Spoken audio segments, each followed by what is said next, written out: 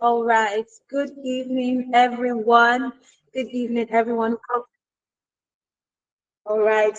Thank you very much. We are now live. So, good evening, everyone, and welcome to the NextGen Leadership Summit 2025. In case you are just joining us, you are here because someone did the duty of actually inviting me here and doing some publicity to ensure that you are here and did some hard work. So if you are here right now, I just want to congratulate you that welcome and joining us very quickly because you are in for a ride. So I just want to know where you are joining us from. You can let us know you can let us know in the comment section because it's going to be a very interesting night. We are not just here to speak English, we are here to network, we are here to get to know ourselves. So let us know in the comment section where you are joining us from. Introduce yourself and say hi to someone that you can see on the call. We want to refer to ourselves on a first name basis. So please put your name in the comment section. We are not going to continue. We have to actually do what we are saying. Let me see the reaction. Let me see. I'm joining from Osun State. I'm joining from Ile-Ife, Osun State, Nigeria. Hi, Mr. Augustine Chidrike, Chukwu Igwe, Mr. Austin Chukwu Igwe. Sorry if I butchered your name. Hi, cousin. I can see cousin, but I can't see in the comment section. I believe your virtual ends are not too busy. Hi, Mr. David from Oyo State, Hi, Mr. Makinde. Hi, everyone. So let's keep that energy coming in. As I welcome us to tonight's event. Good evening, distinguished attendees from all over Nigeria and the world. Good evening to our speakers. Good evening to our partners, and most importantly to you young missionaries joining us from different locations. It is our immense joy to warmly welcome you to the first ever edition of the NextGen Leadership Summit 2025.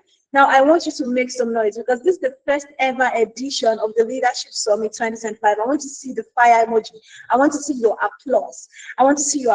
And honestly, I'm honored that you get to be able to experience something truly inspiring. Tonight is not just another virtual event. It is the beginning of something new. Our theme for tonight is the power of visionary youth, young people as active agents of nation building. I'll say that again. Our theme for tonight is the power of visionary youth, young people as active agents of nation building. This theme reminds us of a truth that we must no longer whisper, which is that young people are not just the leaders of tomorrow, but they are the agents of nation building today. My name is Busayomi Babalola, and I'm truly honored to serve as your compere for today. I'm truly honored to serve as your moderator for today. My virtual ends are too busy, or I'll have celebrated myself. So please give me a round of applause in the comment section if you think I'm doing a great job. Please give me a round of applause. Thank you so much. God bless you. God honors you too. All right, so we are joined with one of our speakers already, and which means that we are ready to dive in. And I've done my best as the compere and the moderator to welcome us today. But when it comes to welcoming, I, Busayomi, can only try, but it's not in my capacity to officially welcome you to something truly pioneering happening tonight. And that is why it's my absolute honor to present to us the man behind the vision, the man whose vision is going to give us the liberty to be able to dream, because we indeed are the next gen and we are the leaders of tomorrow. This man has said that my generation is full of leaders, and I'm going to make sure that the leaders and people are bet, not just by holding on to the dream, but by transferring the dream from his journals to putting an event together, building a team, late night strategy calls, late night strategy meetings, prayers, of course, that back this up, and so many preparations. Ladies and gentlemen, as I said, I can only try. And I'm saying all of this, I can only try to welcome you, but it's not in my official capacity. I'm saying all of this to let us know how you will truly welcome us. We have how you will truly welcome our convener. We have over 32 people on the call right now. We have over 32 people on the call. So when I invite our convener today, I want you to let this virtual call erupt with applauses. Let your virtual end sound so loud that the entire Meta can feel that there is a meeting going on Google Meet right now, where the next generations are gathered together to make something truly inspiring happen for the next generation. This is how we start, ladies and gentlemen, because one man answered the call and one man gathered here today. Ladies and gentlemen, if your ends are not too busy, if your virtual ends and your physical ends are not too busy, please put your ends together for Mr. Olufemi. You have the floor, Mr. Olufemi, sir. Hello. Good evening, everybody. So excited to be on this call, and I'm really excited to be doing this with every one of us.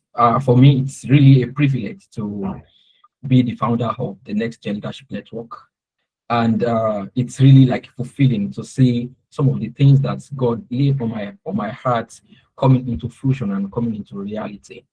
Right. Even me personally, I'm really excited about tonight. I have my jottings ready. I have everything because our speakers are, well ready, equipped to really like take us further, take us to that particular level that we actually belong to, that we're supposed to be, but we are not there yet. So I will not be saying so much, but shortly, the only thing that I want to say is that please. It takes a lot of energy, effort, and preparations to put this thing together.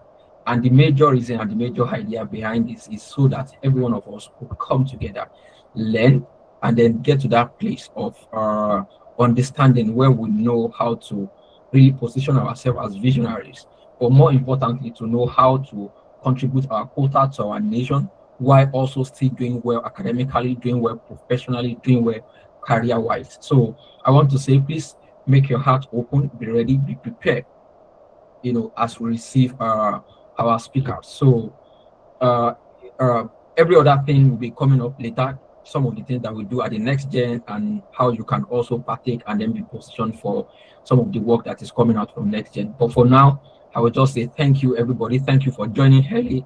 And I would say, please, it is not too late to pick the link and then share it with one of your friends so that they can also be part of it, or part of this. Thank you so much. It's just such an honor to be here. Thank you. Thank you so much, sir. Thank you so much, sir. Thank you so much, sir. Sir, we are ready. We are ready. We can tell you one thing for sure. We are ready. I am ready. I want you to drop it in the comment section. I am ready. If you are truly ready for what is about to go down, what is about to go up here in this meeting tonight, I want you to type it. I am ready. We have over 42 of us on the call right now. And I want to welcome you if you are just joining us. This is the NextGen Leadership Summit 2025, and it's the first ever edition. Welcome. You have the front row seats. You have the front row seat in something that is going to change the trajectory of the next decade. And I'm truly honored to serve as your compere tonight. My name is Busayomi Babala, and I warmly and very specially welcome you to our midst. So that was our convener. We've heard from him, and it will interest you to know that Mr. Olufemi is a doctor in training at the prestigious Ladoke Akintola University. You see, I didn't bother myself to read his bio because his accolades, or how do I say it now, is truly inexhaustible. And because we are so keen about our time, we will not even bother, because you can imagine he's a community leader, he's a visionary that gathered us here today, is the brain and strategy, the leader behind all of this, and he's still studying medicine. So how do you do it? They will say, cut so for us, so show us the way. We really look forward to a session where we get to hear from you, as well as our other speakers. Our speakers are on the call already, and we welcome you to our midst. We do not take your presence with us for granted. Once again, we want to thank every partner, every volunteer, every team member, and every speaker that honored our invitation and contributed towards making this event a huge success. We thank you so much for your contributions, and truly, God bless you. So now to our guests, our attendees, the next generation themselves. I want to hear from us. Yes, I want to take two people very quickly that would tell us their expectations for tonight before we get into the bio of our next speaker, because we have something big that we are going to be looking at. And also, I want to encourage you to get your notepads. I have mine here, and your pen, because honestly, if you have a small jotter, it's going to finish. Please get something that you will truly be able to take notes, because you are not just here to receive, you are here to be a vessel, a funnel that will receive and then flow into other parts of not only Nigeria, but Africa. So please get your pen ready. Please shun every distraction. Put your device on silent. Mute your WhatsApp for this night. Please just be with us for the next few minutes. Very quickly, can I have, by the show of hands, two people that want to tell us their expectations for tonight? Two people, very quickly, with a show of hands, Quickly. You have 1 minute each. I can't see our ends. I don't know.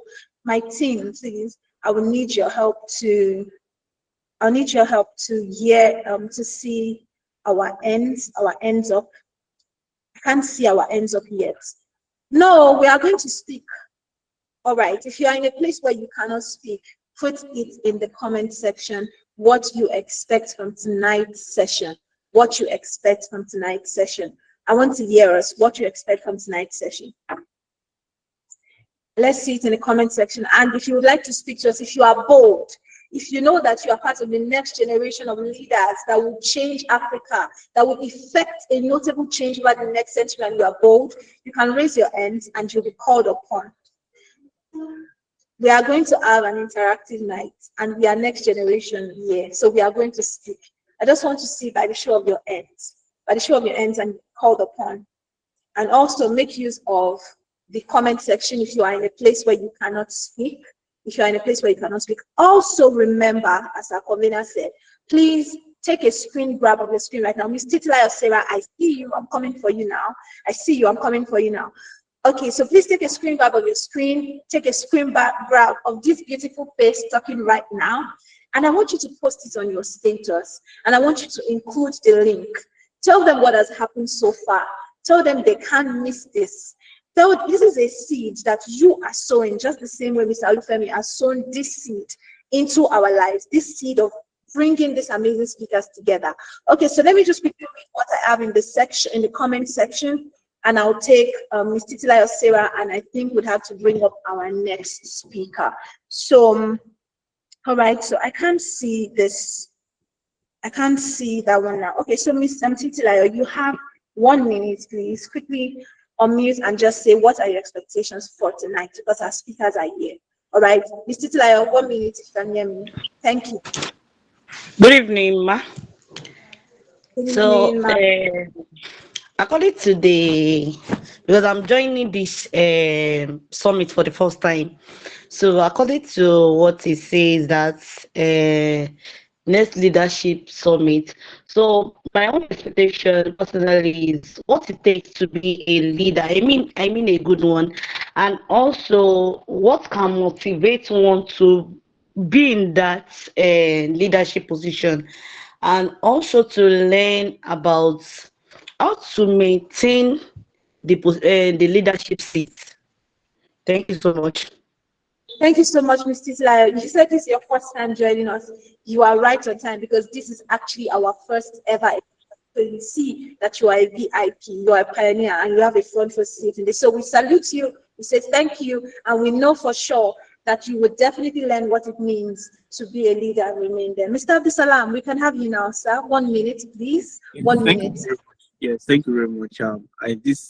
I'm so excited to be here today, and thank you for the opportunity. And for my expectation, I'm looking forward to real life stories of impact, and like just not theory. I want to hear practical examples of how leaders are navigating challenges and how they are able to create tangible changes within their immediate communities. And I hope to learn more about strategies of nation building, and also like to connect with like-minded people here too. Yeah, that's my expectation. Thank you very much.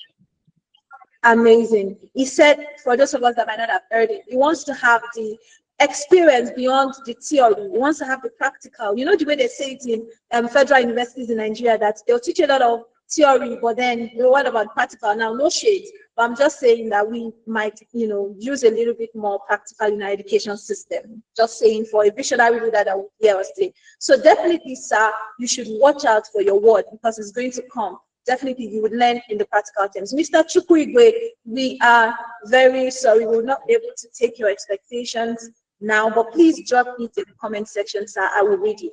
Very quickly, we have to run now. I'm about to introduce to us our next speaker, but before we do that, the NextGen Leadership Summit is where you want to be. You want to follow us on social media to be on top of the event. This is the NextGen Leadership Summit 2025.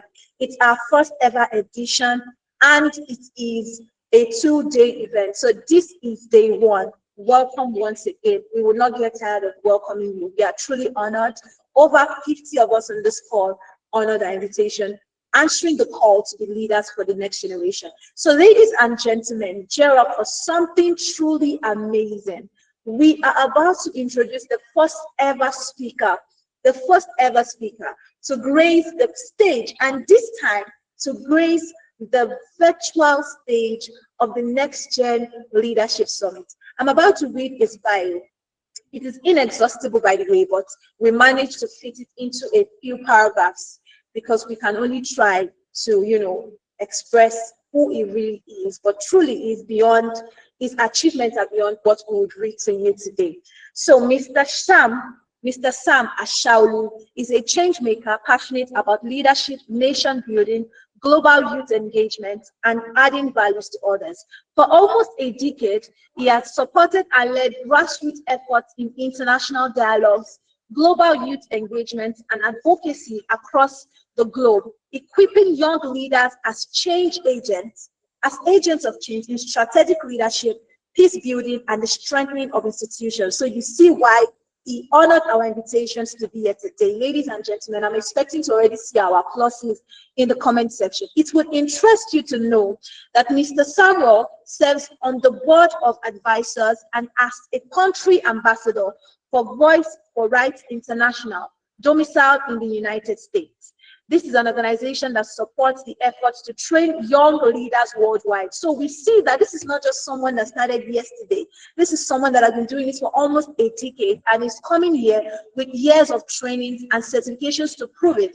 He has workings. You know when he says show workings, Mr. Samuel Ashaolu is as workings, and these are the workings that we are seeing here, that he has been training young leaders and is equipped to change young leaders worldwide. We are truly honored to have you, sir. He was selected to represent Nigeria in San Diego as a prestigious fellow of the Anson Leadership Institute. He was also chosen as a young African leader in Ghana, West Africa, where he collaborated with vibrant regional leaders to promote peace, civic leadership, and grassroots community development programs. He's been invited multiple times to speak and to be an advocate.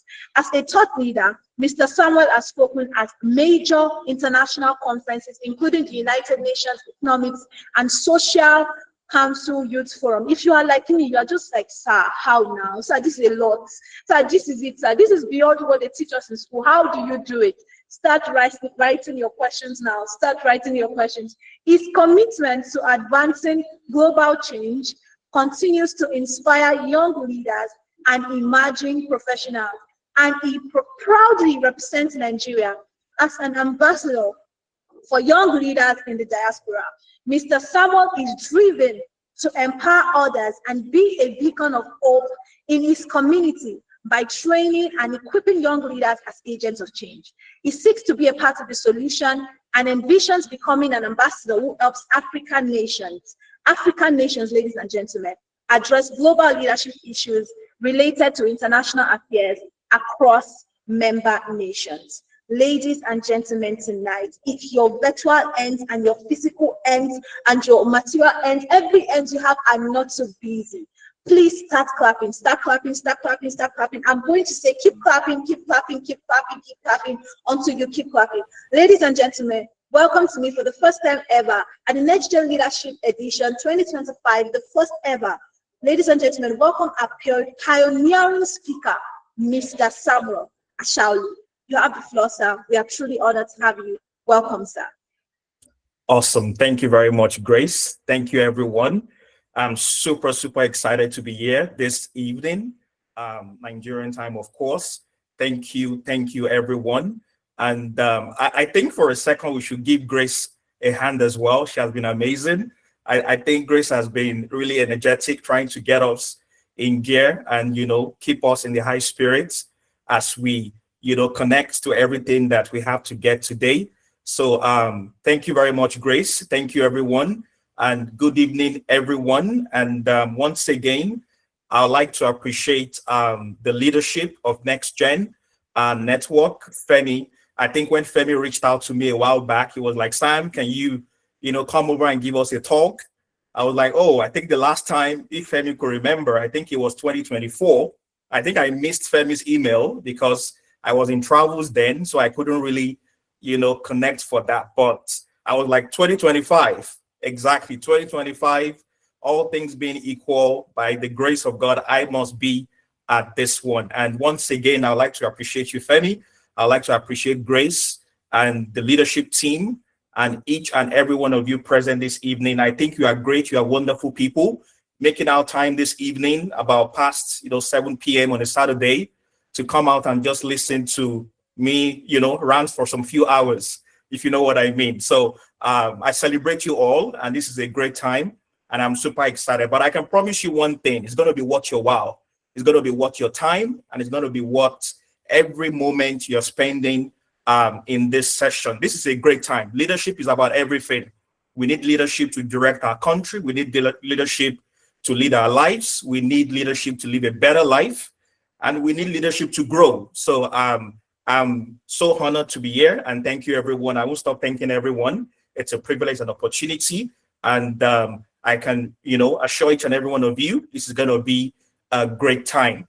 And thank you once again. I think I wanted to take my cue from, I think, was it Titi and Abdul? I remember Abdul Salam, when Grace was talking to them, asking them about, what their expectations were.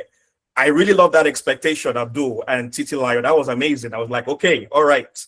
You guys already getting me nervous a bit, because I was like, okay, practical leadership, you want to do the ins and outs, going to be amazing. So I was really happy about that. That's a very good expectation you guys are bringing, and I'm really excited about that. So I'm going to get real quick into it. But before we move in, I just want to ask each and every one of us, just by a show of hand, how many of us are still in school, undergrads? If you're still in school, can you just wave? I just want to know, just to get a quick demography. If you're still in school, you're undergrad, if you can wave. Anyone, I think I can still see some hands coming up. Okay, a couple. I think we have about 51 on the call. So, okay, all right, okay, all right, okay. So if you're currently out of school, you're working right now, and you're a professional, early professional, can you also give like a show of hand as well, just to kind of get a feel of the room for a second? Okay, all right. I see Opeyemi in you. Is that the Opeyemi in you I know? Because I think I know that name. Okay, hopefully. All right. Okay, that's fine. All right, okay. So I'm going to be doing a quick screen share before we kick off real quick. I know it's evening already in Nigeria, so I know some of us are like, we're taking our time, and it's going to be a good one. So very quickly, I'll just try to share my screen real quick so we can kind of like follow along. All right, just give me a sec to get the technology right on track. Okay. All right. Okay. All right. So I want you guys to kind of like follow through. You have something to kind of like tag along with. Okay. All right. Can you see my screen yet? Let me see. I think it's still coming up. Yes, sir. Okay. Yes, sir. Okay, awesome. All right. Okay, all right. All right, that's good. Let me do a full.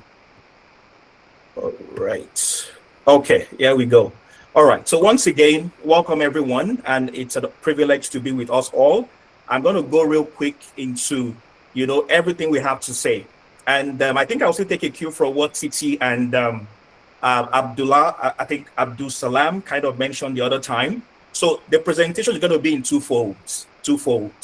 One, I'm going to walk you through my story, number one. how it all started, which is really important. And I think we are all Nigerians. We like something real. We want to really know. You could go on Google, the 5 XYZ steps to leadership, how to have a better life. ChatGPT, give me 10 steps to do XYZ, Gemini, make my photo look cute or whatever. We can all do all those by ourselves. But real story connects us deep. When we listen to real story, real steps, it brings the idea home and we have a full understanding of what we're really talking about, which really gives us the better feel of everything. So I think the team before us is the power of visionary youth. So as I was saying the other time, it's going to be in twofold. One, I'll walk you through my story as best as I can. If I skip anything, you can bring it back during the question session. Then two, I'll go into what's called like the part of nation building. So what are the tools for nation building? What should we consider in nation building? What are the pillars? What are the steps? What are the pathways? And kind of like narrow that back to Nigeria, localize the issue. So what should we really be focused on? Some of us are still undergrads, so our scope could be a bit limited. What can we really do for now? Some of us are out there in the public sector, in the private sector. What can we also do with that as well? So giving you tools, giving you a backstory to see the steps, and also you going out there and you can do something with that. And of course, more importantly, as Grace kind of mentioned the other time, to also inspire you, because leadership is about inspiration, influence you guys and give you something you can run with. I hope, is that okay? Do we have an agreement on that? Then thirdly, it's going to be interactive. I know Femi kind of gave me a slot to talk for about an hour, but no matter what, I think I would like us to do a bit. I'm going to ask us some questions in between. You have to drop things in the chat. I'll make reference to some of the things we are saying. So I could throw a question at you. Okay, what about this? I could put up a slide. Okay, what about this? I want to get a feel of your thoughts so that we all are all learning at the same pace. I don't want to do all the talking and keep the Q&A for later. So I want us to go on the full flow. So welcome guys. NextGen Leadership Summit 2025, the power of visionary youth, young people as active agents of nation building. I'm going to slide my, I see my video back at myself. Let me put it this way so it doesn't block the slide real quick. Okay, all right. Once again, can we confirm, can you see me? You can see me and you can hear me clearly. All good? I'm audible? Yes, sir. Perfect. Okay, so let's go. Let me move this one. All right. So the picture we have there, that's, I don't know, can anyone locate me in that picture? The picture on the left or on the right of your screen. Can anyone know who? It's not showing again. Oh, you can't see you can't see my screen. It has appeared back. Okay. All right. So how about now? Is it good? Yes, I did. All right, perfect. Okay. Technology. So anytime you don't see my screen, Grace, just give me a shout out, then I'll show that back. So everyone can see my screen. Great. Awesome. Okay. Thank you, Miriam Yusuf. Okay. So the picture we have by the right, that was me 2015, I beg your pardon, somewhere in the state of Lagos. I think we took that picture area. I don't know if some of us know Surulere, they call it Makoko area. If some of us are really familiar with Lagos State that well. So this was my journey, and this is where it all started for me. And leadership, more importantly, it's all about adding values to others. So there was a day, I think I was done with school, by my background, I studied electrical engineering. That's what I did. I graduated from Osun State University, which is a great university. I did my master's in information technology, cybersecurity. I did at Southern University here in the United States. And that was more like my background. But back in Nigeria then, more than engineering, more than being in the four walls of, a classroom, just like Femi kind of mentioned earlier today, I knew there was something more. There was something more for me to do. There was something more beyond just, going through all my engineering classrooms, EEC 201, EEC 205. Oh, someone is saying you can't see my screen again. Oh, wow. Okay. We can. All right. We can see. It. Okay. How about now? Can you see my screen now? We can see your screen, sir. It has to be their network connections. Oh, their network. All right. Okay. All right. Thank you. Anything, just let me know. Okay. Mercy. Additional. Thank you. Okay. So this was me back then, 2015. I think I was much smaller because I had a cross bag on my neck. Actually, that bag belonged to my brother Timothy. Yeah, that bag wasn't mine. I remember that t-shirt and that jean was not looking so nice. But that's how the journey of leadership starts. You start in the rubble. You start from somewhere. You start from a group of people, maybe an idea, maybe it's a group of people or your friends or things like that. So for me, Slum Achievers Foundation, I think I was just one time browsing through my phone on Facebook, those early days. I wanted to just do something. I was back at home, still looking for a job, nothing to do at that point in time. And I was just scrolling on Facebook and I just saw the ad. Okay, Slum Achiever Foundation, they are doing something somewhere in Surulere, Makoko. They want to go to give a leadership talk to young people, give gifts, empower the community, talk to their leaders, do some health outreach. They had all this plan and all. And I was like, okay, I told my mom, I was like, okay, Mom, I think this looks something really nice. My heart kind of connected to this, touching lives. Let me just, get the BRT bus. I don't know, some of us do in Lagos then. We had the BRT bus, BRT bus, we take it. Then I lived in the mainland, so you have to take the bus all the way to the island. I think it was just, Surulere, Maryland, and you get to that access. So then I met this team. I met the president. The president is the one in the middle with the black shirts. The lady giving the thumbs up, that's his wife, and the other lady side. To be honest, I can't remember their names right now. They were talking about almost 11, 10 years ago. It's been a long time. But one thing that was important, it's number one in leadership. You have to identify like minds. You have to look for people. You have to bring yourself around the environment of people who are interested in what you're doing. What is important to you is not important to everyone. What you love, on your Facebook, you might post leadership. You might post skincare. You might post, Femi is a doctor in training. I don't know what Grace is studying. All of you have different interests as touching leadership. But one thing you have to know is what is important to you might not be important to everyone. And that does not mean your dream is not valid. That does not mean that what you aspire to be is not important. But one thing that kind of helped me to stand aside was, number one, looking for like minds. Number two, shared interests. So what are they interested about? What am I interested about? My passion for me was leadership. I just wanted to lead. I just wanted to do something important. I just wanted to add value to people. But the question was, I didn't know how. How am I going to start? How am I going to do this? But one thing you have to know, guys, is you have to be part of something greater than yourself to be great. If you want to be great, if you want to make an impact, you have to be part of something. You can't do everything just alone all by yourself. So that was me. I know I can't go into so much details right now. 2025, 2015. Why do I keep saying 2025? I beg your pardon. Maybe because we're almost getting to 2026. Anyway, 2015, Surulere, Lagos, we took that picture. That was me smiling with my little round head, with one t-shirt. I don't know where that t-shirt is, with that jean. I don't know where they are right now, with a cross bag. That was for my brother. He gave me the bag. But I took a step. I took an action. From all the way, I took a bus, told my parents, I went all the way. So many of us here right now, we're on campus. You're in campus, you're out there, you're doing something or whatever you want to do. What action have you taken in the direction of what you're passionate about? One of the signs of interest, one of the signs of passion is action. If you care about something, you will do something about it. And that's really critical.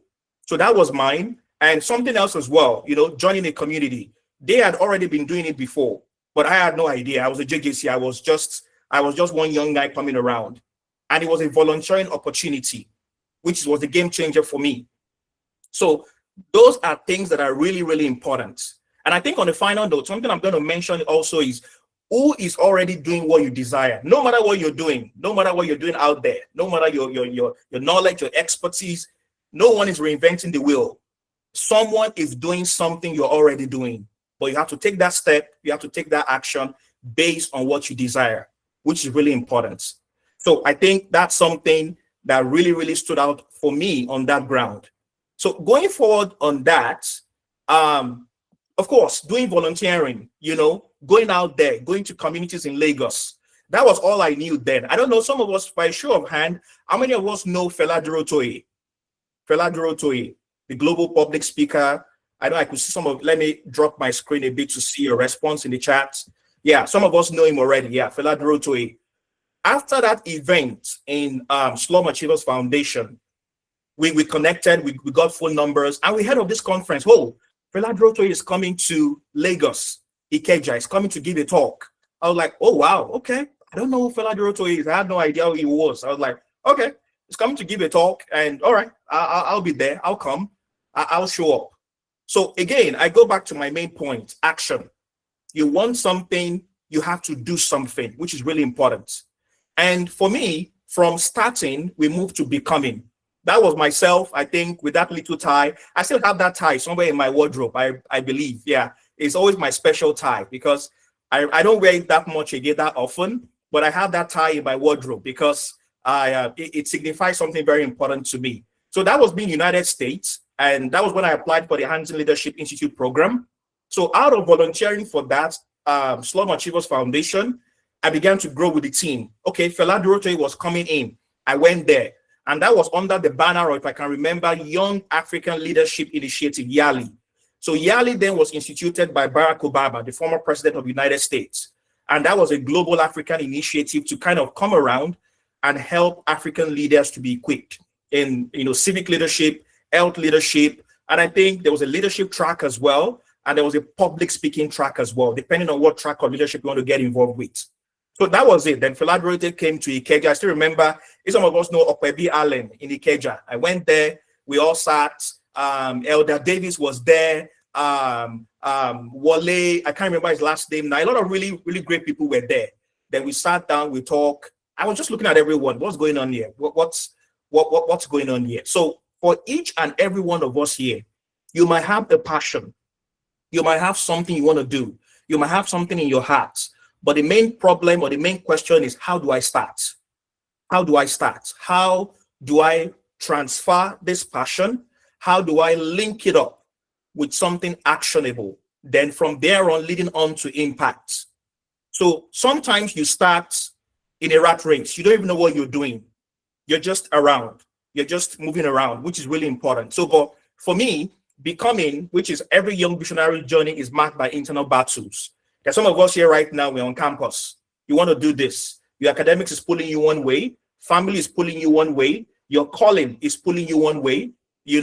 Finance is pulling you one way. The issues in Nigeria, the issues in the country is also affecting the young people in one way. There are so many forces, dilly-dally and getting the attention of young people. Social media is pulling you in one direction. But your heart is saying, this is my calling. This is what I was born to do. This is what I want to do. This is the direction I want to go. So number one, there's going to be fear. You're going to have fear. You're going to have fear. You're going to have worries. But when powerful ideas emerge, doubt follows close behind. Femi, when myself and Femi, jumped on a call like a few weeks ago, I asked Femi one question. I said, Femi, what do you really want me to talk about? And Femi was like, okay, Sam this, Sam that. I was making notes, writing as fast as I could. I think I recorded the Zoom call so I could go back to that. Young people have battles within them. So many vices, so many thoughts clamoring for them. So once again, maybe let me just go back to this picture for a while. That was the NextGen Leadership Institute. That picture was taken in San Diego in California, just by the Pacific across. And I had the privilege and the opportunity at that point in time to be selected as an NextGen fellow. And it was a great experience. I think for about 3 weeks, we went there, and this is the courtroom in San Diego, if I could remember. This 2019, almost 7-8 years back right now. And I was given that floor to just speak for a while on leadership. To be honest, I didn't know what I was saying, but I was like, I'll go up there, I'll give it a shot. Sometimes, even when you are clueless, you have to be bold. Being bold is critical. Sometimes I think we have all this, what's it called right now? We have all this, now it's skipping my mind right now, all these quotes. They will say, life favors the bold, life favors this. But there was fear, I had questions in my heart as well. Okay, I still remember critically everyone. The night when I submitted the application for NextGen Leadership Institute, I was like, I'm going to submit anyway. If they select me, fine. If I'm not selected, great. I think I submitted about 10 minutes to the close of the application day because I was in Nigeria then, but I was in the US time to submit. So I was like, if I'm selected, great. I think I could remember then I used my brother's laptop to apply. My laptop, my Dell had some issues then. So my brother gave me my laptop and, I used that. When you're passionate about something, you always find a way, not an excuse. You will always look for an alternative to go across the bridge for what you're looking for. So Slum Achievers Foundation, 2015, Makoko Surulere. Moving on, Fela Dorote came, spoke at Okwebi Allen in Ikeja. That gave me a lot of motivation. I was like, I'm going to conquer the world, Sam. Yeah, I'm going to take on anyone. Some of us are here right now. You're like, I'm going to do great things. You know you are born for great things. You know you have a fire in you. You know there's something. But how will I navigate all the battles? How will I navigate all the issues around me? How will I navigate the challenges from home, from school, from within, from the society at large, from in your mind? There are battles in the mind as well. And that comes with becoming. This was my own becoming journey. Was it easy? Now I'm going to give you this backstory real quick. Now, when I was applying for this program, even when they came, they were like, oh yeah, Sam, you have to get a visa to the United States. You have to get to this. I was like, I don't have any money. I've never had a passport before. Today, by God's grace, I've traveled to, we have 50 states in the United States. By God's grace, I've been privileged to travel to maybe over 30 of those states, maybe 5 continents of the world, I think, out of the 6 or 7, by the grace of God. But there was a time I was in my room in Osun State, an undergrad student. I didn't have no passport. I had to call my mom. I said, Mom, can you give me 50K? I have to buy a US visa. I have to apply. I went to the bank in Osun State, had to pay, a lot of backstory. I had to reach out to my mentors, give me, reference letter, whatever. It was all a lot. I know there's so many stories in this, but I'll try to move across as quick as possible.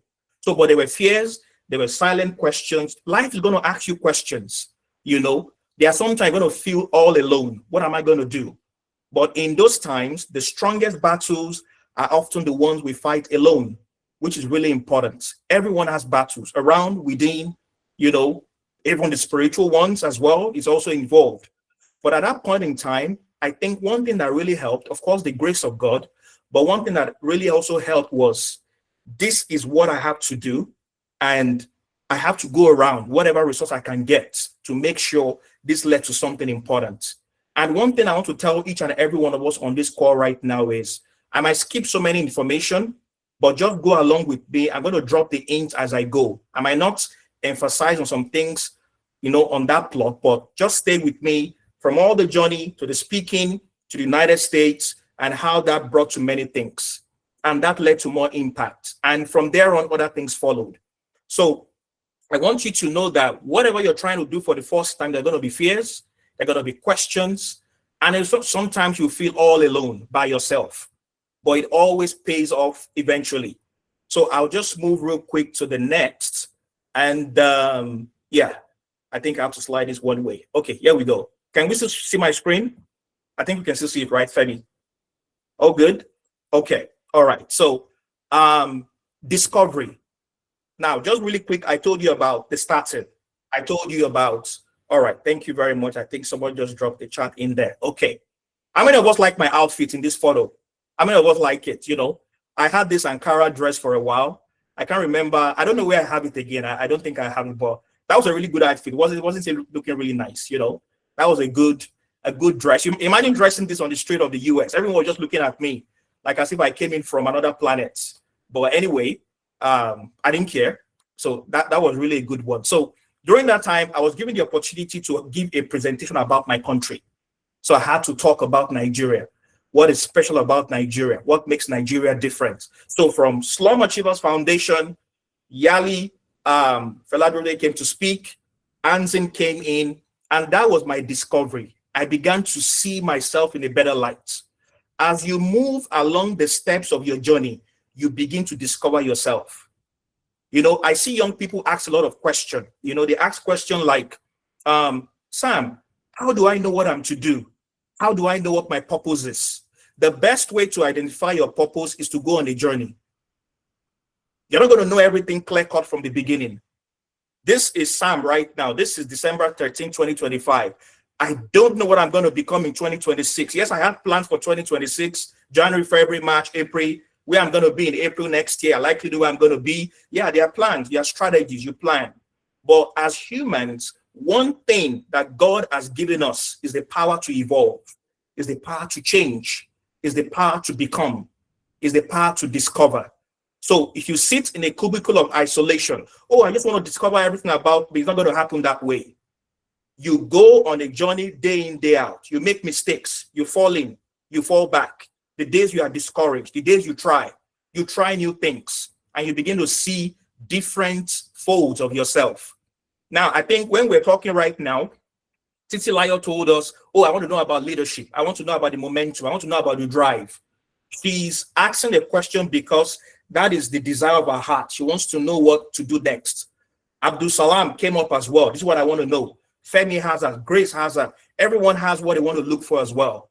But there's a discovery stage for everyone. Now, countless young leaders face the same doubts, the uncertainty, the conflict, the connection. The strength to continue is often found in the realization that you are part of a larger movement. Don't do leadership alone. In the previous slide, I said, look for like minds, look for a community. All of us are right here now, about 50 plus of us right now on this call. You are amazing people. You're wonderful because you've taken your time out to hear something about leadership, to change your life. So there are questions about whether serving others is worth it. One of my favorite mentors, I think one of mine, after I'm a Christian by faith. So, God the Father, the Lord Jesus, the Holy Spirit mentors me. I take that as my number one. Number two, John Maxwell. John Maxwell is somebody I follow a lot for leadership. And he has a very simple word. He says, leadership is influence, more or less. It's all about influence. Whether you like it or not, I don't know, I might talk about Grace, I might talk about Titilayo, all the names I can see on the screen. I can't see the full screen right now, but each and every one of you on this call, even though I can't mention your name right now, you are influencing someone one way or the other. You post stuff on social media. You talk to people daily. You interact with your colleagues. Those are the building blocks. Those are the building grounds whereby you build the foundation of leadership, of influence. Some people think until I trend, that's when I'm doing something impactful. Yeah, correct. Thank you, Chadwick. Leadership 101, John Maxwell. I appreciate that. Thank you, Chadwick. So you think until I have massive followers on social media, that's when I'm doing an impact. In fact, let me tell you this. You can have a political title or a political office, and yet you are not making impact. Yes, an office could give you a platform to make an impact, but you could be a president, you could be a governor, a local chairman, you could be a county, a mayor, a president, a leader in the private sector, in the public sector, in a bank, in a school, in a university, in a church. You could be either of those, but it still doesn't mean you're making impact. What makes impact impactful, as it were, is in those interactions, is in your immediate environment. Sometimes you have to localize impact. Some of us think until, yes, leadership will get to the point whereby we'll get to that part of the stage. You speak on global environment, you speak on global platforms. Of course, it's going to bring you all those. But sometimes we put our minds too far and we forget too low. The people we interact with daily. Femi had a vision. NextGen Leadership Network has brought all of us on this platform at this point in time. Now, whether you like it or not, Femi has influenced me. Maybe I will be doing something on my Saturday. I'm up here talking right now. That has done something to each and every one of us. So there are sometimes you feel uncertain, questions about whether serving others is worth it. The conflict, the tension between personal dreams and societal needs.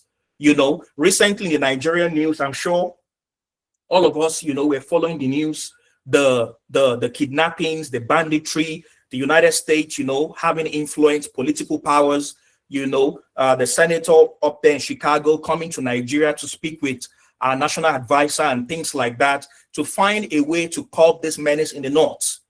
Now, those are conflict issues happening. Someone could say, oh, Nigeria is not my business. I don't really care. Oh, let me just focus on my own life and everything will be okay and fine.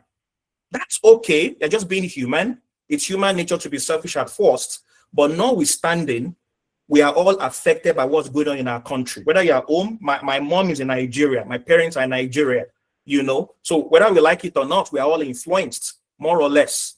So finding strength in shared experiences. I think one thing that helps a lot, a great deal in leadership, is being part of a community, a group of people whereby you are like-minded and you share the same idea, which really helps on a great deal. I am Nigeria. That's always that logo. I had that picture a long time, 2019, and I look at it. I have one on my laptop screen, so I use that to always, give me things to reflect, to make sure that I'm keeping myself on track. So discovery, starting, becoming, discovery. You will always have a time of discovery, and we are humans. You keep discovering yourself along the line, which is really important, and that comes on a very strong track. Okay, so I call something the 3 S's. The 3 S's. So I think that picture was one of our leaders that spoke. That was one of the political figures up there in Canada and British Columbia. I had the opportunity to meet him and we spoke. And of course, I always rep my country, Nigeria, and make sure Nigeria is also part of the discussion as we go along the line. So I have something I call the 3 S's, which I think are foundations and fundamental in leadership. Number 1, start with what you have. I'll put that again. Start with what you have. I'd like us to just reflect for like a few seconds. You want to do great things. You want to make impact. You want to stand out. You want to help your community. You want to go the long haul. What do you have that God has given you? What gifts do you have?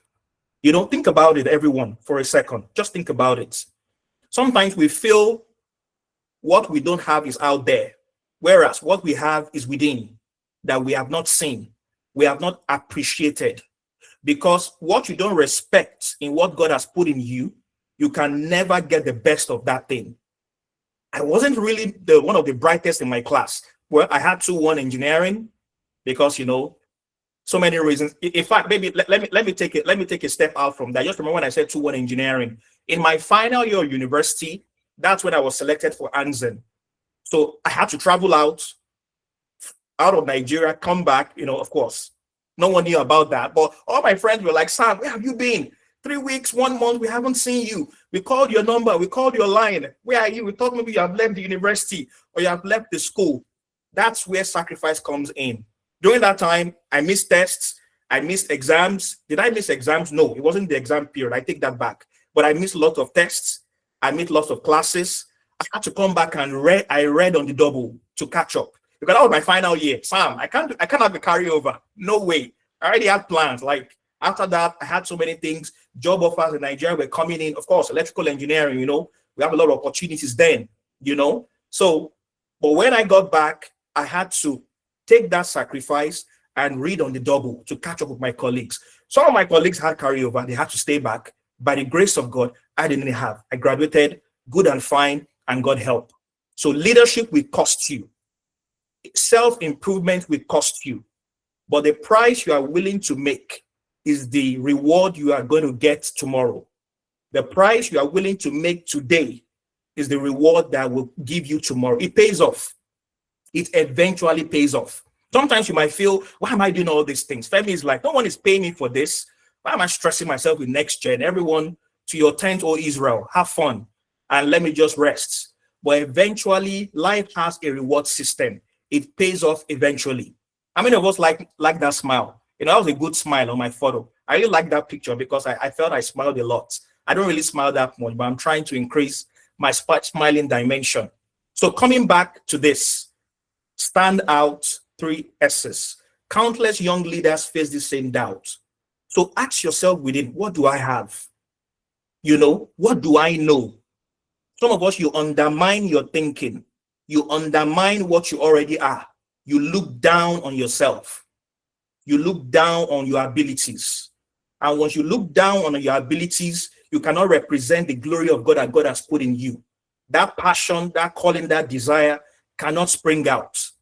So you have to look inwards. You know, I don't want to go back on the Bible, but for some of us who are faith-based, we remember the story of, you know, that was Elijah and the widow. Elijah asked her, what do you have in your house? She was like, I have nothing except just a cruse of oil. And it was like, okay, bring that out. Bring that out. Let me help with that. So leadership, you have to believe. You have to come to a point whereby I can do this. Of course, definitely you equip yourself. You read books. You will meet people. You will talk with people. But it begins with self-belief. So what do you have? Questions about whether serving others is worth it. Start from where you are. I know that's a cliche statement. We've all heard it over and over again. Where you are right now. Many of us, I asked some of us the other time, I asked us like, what are you doing right now? Some of us are in school. Some of us are, you know, working already. And you ask yourself, okay, I'm on campus. What can I really do? We'll get to that real quick. You know, what can I do? What can I do to make that impact or difference? So this is my story I'm sharing with you on a very fast pace. And I think, Grace, you can also help me with the time. Maybe when I'm about 30 minutes, 40 minutes shy, you can just track me down. I'll see your chat coming so I can pace myself so I can know when to pick up speed at some point. I appreciate that. Thank you very much. So, you know, where you are, where you're from, things you know. So 3 S's, start with what you have. Start from where you are and start with who you know. Some of us think we don't really know people. We know lots of people. People that knows people, that can connect you to people, which really makes all the difference. I could remember this exact picture on this screen. It was during my master's program. This was 2025, but I got to know about this opportunity. That was 2022. I was still doing my master's program then, you know, and when I was doing my master's degree, I had the opportunity to work a bit. So there was a time I was on my phone, you know, I was just scrolling, you know, and let me mention this when I talk about scrolling. Have a mindset that seeks opportunity. Have a mindset. Yes, enjoy Instagram. I'm on Instagram, Facebook, any platform you'll find. Leaders develop a mindset, a thinking cap for opportunities. You know, looking for problems, looking for opportunities. Because those are the areas where you can, you know, crack in and make your influence. So during that time, just doing my master's program, doing my own stuff, you know, just doing my thing. And I just saw a beep on the phone. All right, there's this program, leadership people to give a talk in Canada. Number one, I didn't have the money. Number two, maybe I've entered the plane before once or 2-3 times, God helping. That time, no flight money, no visa. Yeah, I still had my Nigerian passport there. So where am I going to go? How am I going to do it? Okay, I have a question to ask. Can we create a platform or community? Okay, Miriam, let me drop on this point. I'll take care of that real quick. You know, so didn't have all those opportunities and things like that. So I was like, okay, how am I going to do it? You know what I did? I was like, okay, Sam, what do I have to do to get my, I don't use that word. I don't to send my hearts to Canada, but what do I need to get myself to Canada for this opportunity to speak, to meet people, to represent my country, to make a difference? I was like, okay, no money. Who can I call? All right. I had my pastors. They were here. I was like, okay, I can call them. Please, I don't have this money. I can assure you, if you give me this money, I'm going to pay back.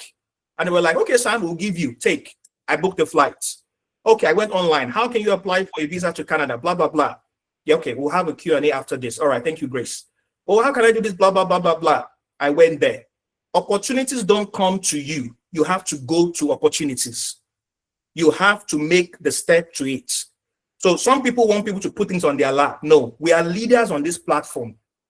Leaders seek opportunities and move with drive for what they want to do. Long story short, everything came together and I found myself there. And from there, that has opened many other opportunities going from there. So that's something I want to point to you on that note. Sometimes, I know sometimes we might look at our environment. Oh, Nigeria, there's no good power supply. There's no this, there's no that. Out of that, many people have made great things, you know, and make good changes in that sense. So what do you have? Start from where you are and start with who you know. Femi is here, Grace is here, Titilayo is here, Abdullah is here. I think those guys are going to be famous today because those are the names I have in my brain right now. But each and every one of us, we have each other right now. I myself, I'm part of you guys' network now. So we have over 50 people on this call right now. Now I know over 50 people now today. than what I knew yesterday. So how can I take advantage of this as well? That's something really critical. Intentionality is important. You go for opportunities, it doesn't come to you. You have to be intentional, you have to be strategic, and sometimes you have to go with fear and still go all the way. So that's something really important as well. So your journey, yeah, you have 40 minutes now. All right, thank you very much. Okay, so I'll pick up the pace on that one. So your journey begins, the discovery phase. I've talked about so many things already. Yeah, the starting, the discovery, the beginning, the story. You can see that each of those stories had different moments of whys. Did everything work out all the time? No, guys. It's not everything that worked out. Many opportunities I went for, it didn't come out well. I was said no many times. This week, I was still working on something. I still got many no's. As a leader, as someone going somewhere to make a difference, you have to develop a thick skin, and you must develop a mindset to take negative things, negative feedbacks, and still keep going. So discover, imagine, create, impact. Know yourself, know your space, know your people, know yourself. I think the first one is the most important. Man, know thyself. What kind of person are you? I heard, I'm sure all of us know Madam Mrs. Ibuka. I saw one of her video one time online. She said, I don't play to my weakness. I play to my strengths. So what is your strength? What are you good at? What's something you know that, okay, I'm not the best in this. And I'm sure some of us hear all these things out there as a cliche statement. Oh, do something you are good at. Yes, you do something you are good at, but you also have to equip yourself in what you are good at. If you are good in public speaking, how many books have you read this year? How many speaking events have you attended this year? I gave example of mine, Yali, Feladuro Toye. There was a time in OAU I think if I remember, maybe 2017 or 2013, Mommy Ibuka came to OAU campus. 3 of my friends, we took a bus from Oshogbo to Ife to listen to Mommy Awoshika speak because we wanted to be better. What sacrifice are you making to be better? Whatever takes more of your time, whatever is taking that thing in you, that is likely where your investment is going. So we took a bus from Oshogbo, went to Ife. That's almost about over 10 years ago right now. I can remember I was on the second row. I could still close my eyes vividly right now and still remember. I was in the second line of her seats when she was speaking. She said so many things. I still have it on my OneDrive. If I check my OneDrive, I still have those notes. Sometimes I forget, sometimes I could go reference them and things like that. So play to your strengths. You can't do everything. You can't become everything. One thing I see young people right now, of course, I'm still young, by the way. I'm still young, by the way. But one thing I see young people doing a lot right now is we want to be everything. Pick a niche and narrow yourself there. Be an expert of one thing and go deep. As you go deep, look at anyone across the globe doing anything great. They pick one thing and they move deep in that thing. You don't have to be everything to everyone. Initially, when I started, I said, what is important to you might not be important to everyone. And that's fine. That's okay. It's okay. It's okay. And your growth is not the same as the growth of others. Pace yourself. Follow your own pace. Follow your own growth. 2026 is upon us in the next couple of weeks. A lot of people have plans already. It's okay if you don't even have a plan for 2026 yet. It doesn't make you any lesser. It doesn't make you any stupid. But all the same, have something you want to do. Sometimes people have 10 things. You getting one thing done might be the goal that you just need. Just getting one thing done. So I know we are going on time right now, so I'll pick a bit of pace right now. So know yourself. So I would like some of us to put in the chat, what is one thing you are good at? I'll just give 1 or 2 minutes. What is something you know you are good at? Put it in the chat. I'll just pause for a sec. Put it in chat. What is something you know? Public speaking, leadership, empathy, talking, teaching, analytical, planning, what's something? Think about it. Think about it. Put it in the chat and make reference to it. Miriam is saying I'm good at networking. Obiora is saying I'm good at planning. Joke is saying public speaking and writing. Awesome. I'm good at speaking. Grace. Amazing. David. Yeah, leadership. Femi, analytical. Amazing. Those are really great stuff. Those are powerful skills right now. AI is coming into many things. AI influence. I'm good at speaking and planning. Favor. I'm planning. Oh, there are a lot of planners in this team. Wow, I love to work with some of you here. Joy, public speaking, leadership. Olushola, wow, preaching. Oh my goodness, that's amazing. Oh, Yemi, that's great. Preaching. Yeah, that's really good. Yes, many of us, we have so many things. Benedict, leadership. That's really good. So there are so many things some of us are good at and things. What if you don't know what you are good at? Great question, Precious. Grace, just help me to capture those questions so that we treat them at the end. Josiah, leadership, which is really great. So those are really many things we are good at. So know yourself, understand your passion, the skills, the knowledge. They are your most powerful. Emmanuel, leadership as well. There are a lot of leaders and planners in this room. I know that could sound cliche to everyone. Know yourself. Okay, now how do I know myself? That's now the difficult question. Okay, how do I? Falabi said writing and things like that. So know your space, know your people. I'll take care of that. Some of them in the Q&A and things like that. So build your tribe, seek mentors and things like that. By putting yes in the chat. How many of us have mentors in this room? Advocacy Sharon, thank you very much. Yeah. How many of us have mentors? Just put yes. How many of us have mentors? Someone, yeah. Maybe, yeah, yes, Paul, yes, okay. Maybe someone you talk to, it could be in your church, it could be in your school, it could be someone and things like that. Now, the next question comes. How are you harnessing that mentorship relationship? Do you invest in that relationship? Because as a leader, you have to think about that. Okay, I have someone I look up to. I have someone I talk to. Am I pouring into that relationship? For example, now I'm saying this not to blow any trumpets, but I say this with all humility of heart. There's almost no country, I think, right now, except some very, very low, steady countries. If I want to go somewhere right now and I don't want to get an hotel, I have a friend in that country. Australia, Istanbul, Argentina, Brazil, Nigeria. Of course, I have Femi. So Femi will host me very well. And Femi is a great host, and things like that. I think of all these countries, it's because there's something I do. Let me give you this arc. So when I go to any place, or I go to any event, or I go anywhere, anyone I meet, I take a selfie picture with them. I do that a lot. Hello, my name is Samuel. How are you doing? Oh, I'm into leadership. I like to equip young people to train. I've been doing that for like about 5+ years right now. And I'm really excited about it. I've had opportunity to speak in places. And it's great to meet you, by the way. What do you do? So I take a selfie with them. I put it on my phone. Then when I get back to base, the conference is over. All the hypes are over. I'm going to send them personal DMs. And I put the picture there. Hi, Femi. It was great meeting you at XYZ conference. Let us find a time to connect later and things like that. People are going to remember you. That sticks. The day I'm somewhere in Vancouver, I need to go to Canada, I could say, hey, Femi, it was nice meeting you the other time, I'm coming to British Columbia next week, and I would like to meet you.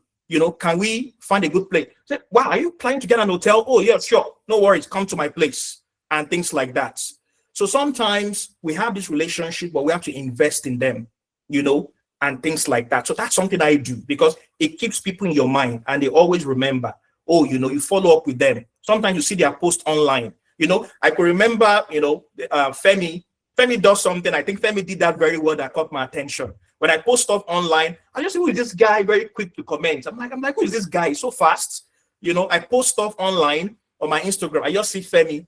So it got my attention that way. And that was really good. That was a really strategic way. So moving on right now, know yourself.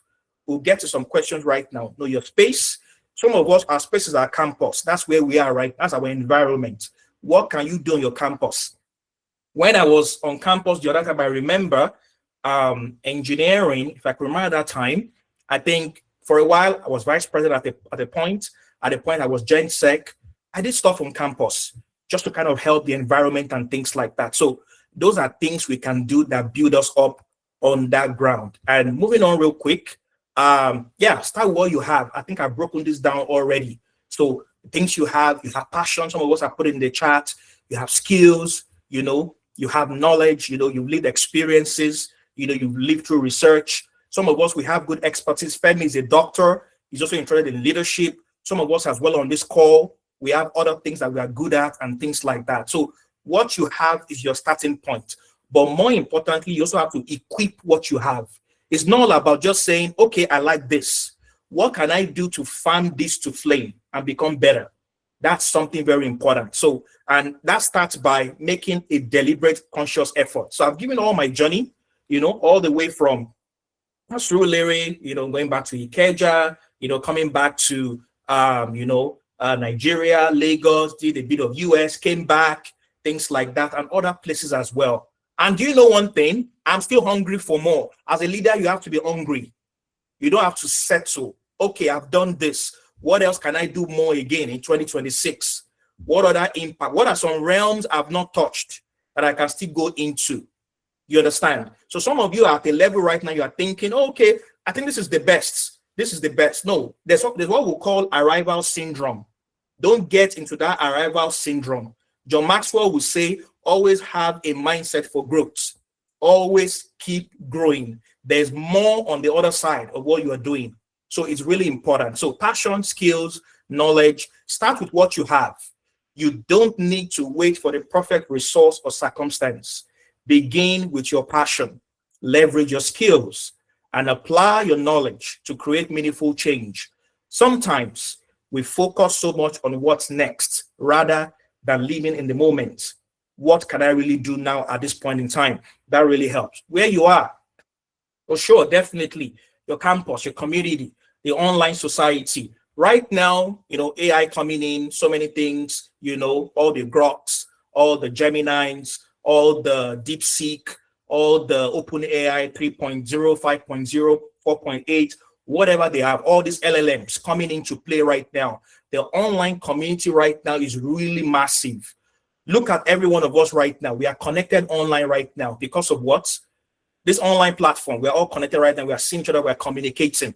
So right now, even in a local environment, there's still the online threshold we can take advantage of, which is really important. So I think Femi put there, you can drop your question. So on campus, identify needs, launch student initiatives. Some of us are already doing this already. Partner with local organizations, NGOs, and things like that, tackle local challenges, build bridges across diverse groups, and do stuff like that. Leverage digital platforms to amplify your impact. These are various ways to start from where you are.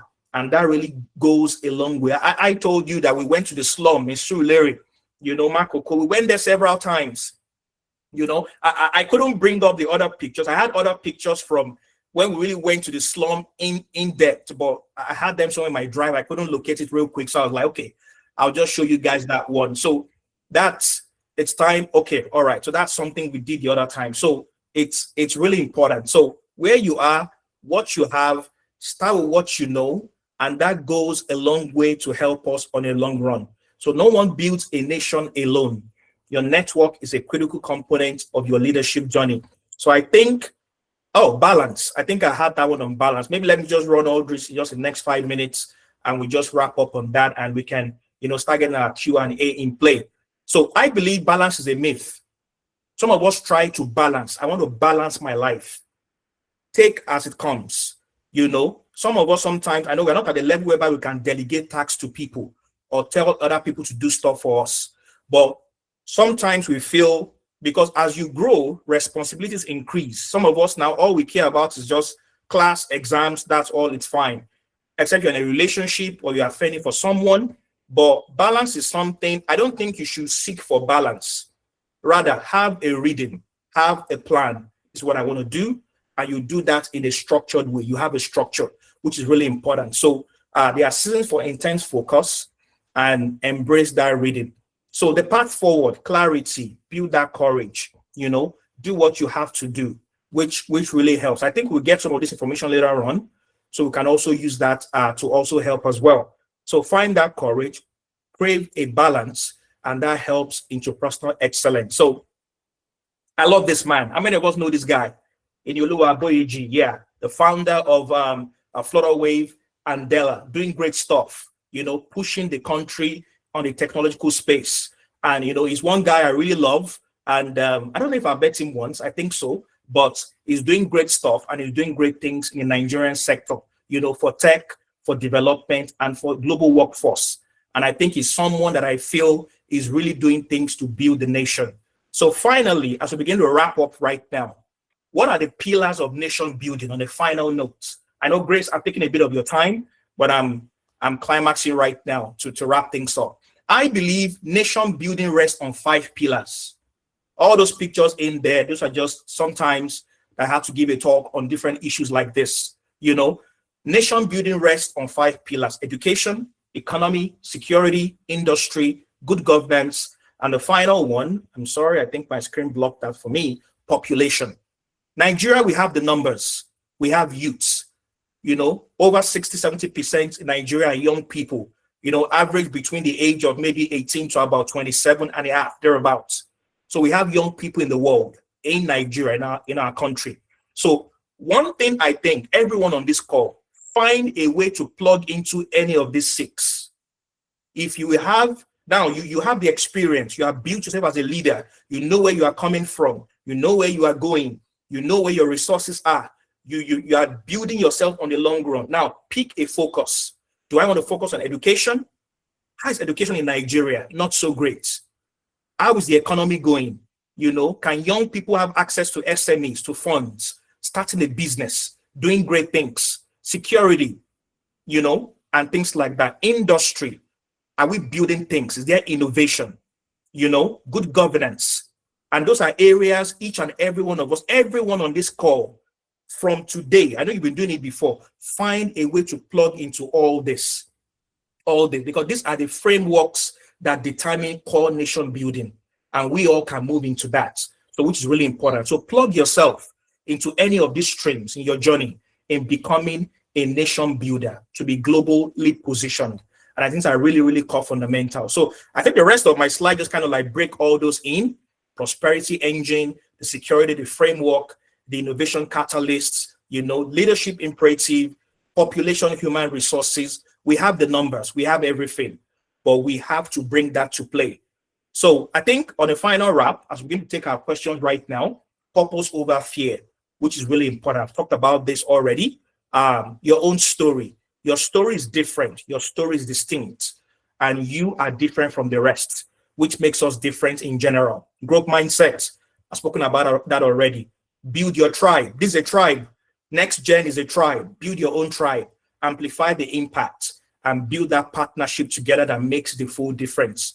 And I think the final call to action. So this is the final wrap of this time we have. Your story. Everyone, you have a story. I told you mine a bit.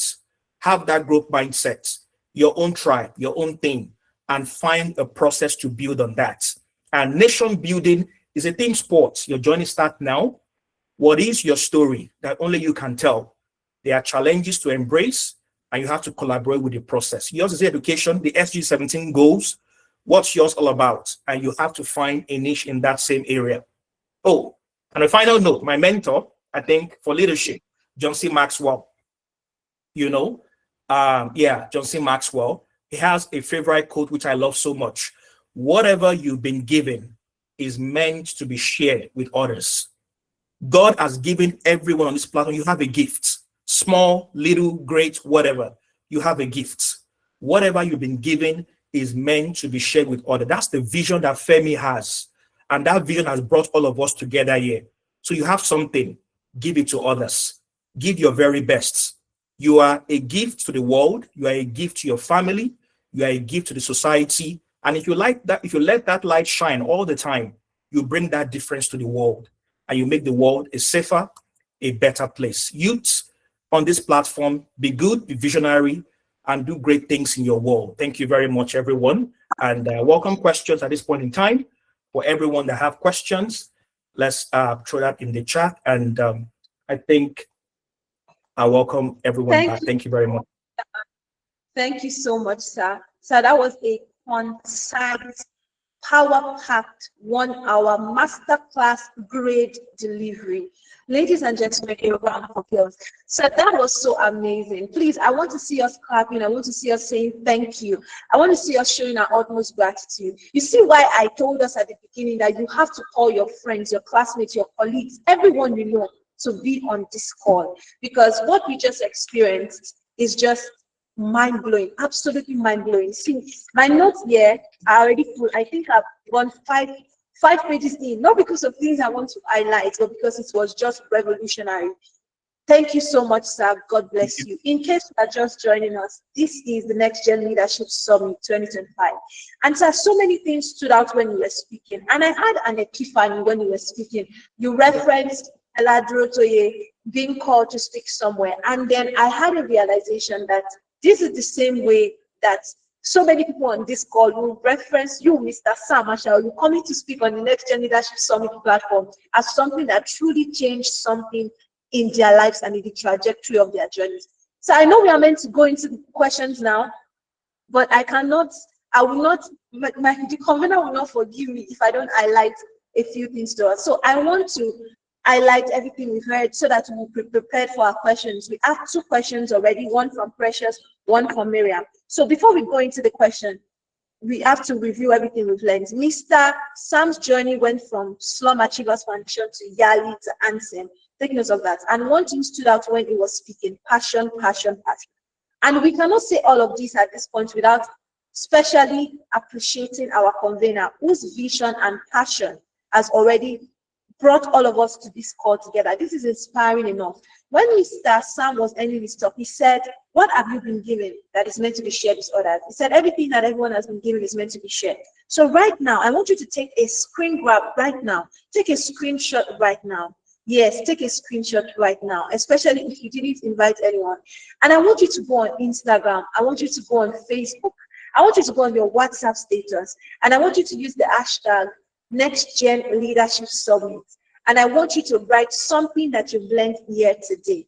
I want you to take a screenshot. I want you to invite someone, because we are only just getting started. But sir, that was truly inspiring. You asked us to start with what we have, who we know, and what we know. You said opportunities don't come to us, but we have to go to meet the opportunity. You said there is a discovery phase of our lives. You asked us if we have something, someone we look up to, and then what are we doing about? How are we managing those relationships of those people that we look up to? You said that as we move along, the steps of our journeys begin to unfold to us, that you discover your journey on the journey. And then you said that we have to start with what we have. I've said that. You said that you are born for great things. You know, there's a fire within you. You said, truly, as is our experience, social media, family, calling, money, and our course, it's pulling us in different directions, but you have to go for what you want, which is your passion. So this was a full masterclass. This was a full masterclass. Thank you so much. So this is a kind of class that people pay thousands of dollars, hundreds of dollars really to be a part of. And I know that because I host events across sectors to the glory of God. So this was truly amazing. And all of that at no cost to us. Please let us appreciate and celebrate Mr. Sam. If you've been as blessed as I've been, if you are ready to take on the next step of your journey, let us show him that we are grateful, and let us say thank you. Thank you so much, sir. So right now we have 2 questions. We have just 5 minutes for the questions. And Precious asked a question about passion. She said, what if you don't know what you are good at? And then Miriam Yusuf said, okay, this question I think is for the convener. She said, can we create a platform or community for interested people on this call where we work together, share information or knowledge to elevate one another on the journey of leadership? So that's, I believe, a question for the convener. But Precious's question says, what if I don't know what I'm good at? And please, if you have any questions, drop it in the comment section. We'll get to it. You have the floor, sir. All right. Thank you very much, Precious. That's a great question. Precious asked, what if I don't know what I'm good at? That's a very interesting question. One thing you have to know, Precious, is, as when I was wrapping up the other time, everyone has something in them. Everyone has a gift. If you look inward, Precious, there's really something inward right now. If you take an inventory of yourself right now, Precious, look at it. Okay, in the last 5 years, the last 3 years, what is something I really find interest in? What is something that if you don't follow, if no one asks for any form of accountability from you, that thing gets you going daily. That thing brings a passion to your heart. There is no one on this planet No one, whatever you are, that God hasn't put something in you. So I think sometimes it now comes to identifying, localizing what it is. Okay, what if I don't know what I have to do and things like that? Sometimes you find it alone. Sometimes you find it within a group of people. Sometimes when you come around a community of like minds and you see other people getting things done, you find your spark. You find your own pace. You begin to say, oh, I see myself, I'm comfortable in this. Give it a name tag. Give it a name tag and strengthen it. That's the thing. Sometimes we feel what we can do or what we have or what we know will just come upon us all of a sudden. Sometimes it's there already. You have to look at it, do an inventory of yourself, localize it, then get within a similar cycle, a group of people. In that iron sharpened iron, you find your own countenance and you begin to have a sense of direction from there. I think that's something that really helps. Then begin to put practical steps going forward from there. Okay. I hope that helps. It be Precious. She said she had a follow-up. Yeah, she says, how do I build a community? Does it have to be on WhatsApp?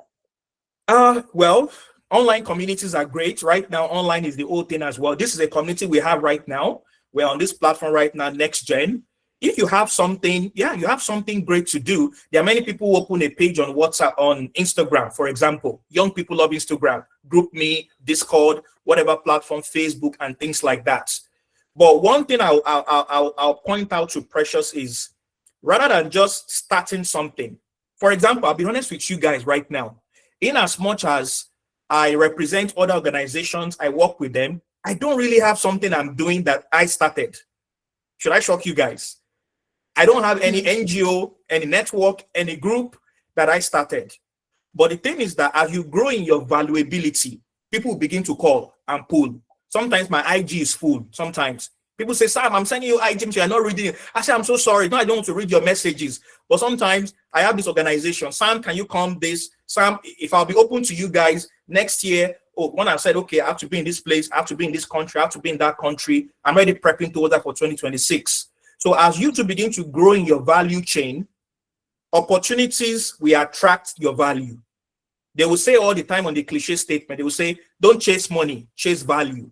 Every money, every opportunity follows a valuable product. If you are valuable, those things come around you. So I would say, Precious, spend more time to find who you are, spend more time to know what really matters to you, find the environment of like-minded that really help, and begin to equip yourself.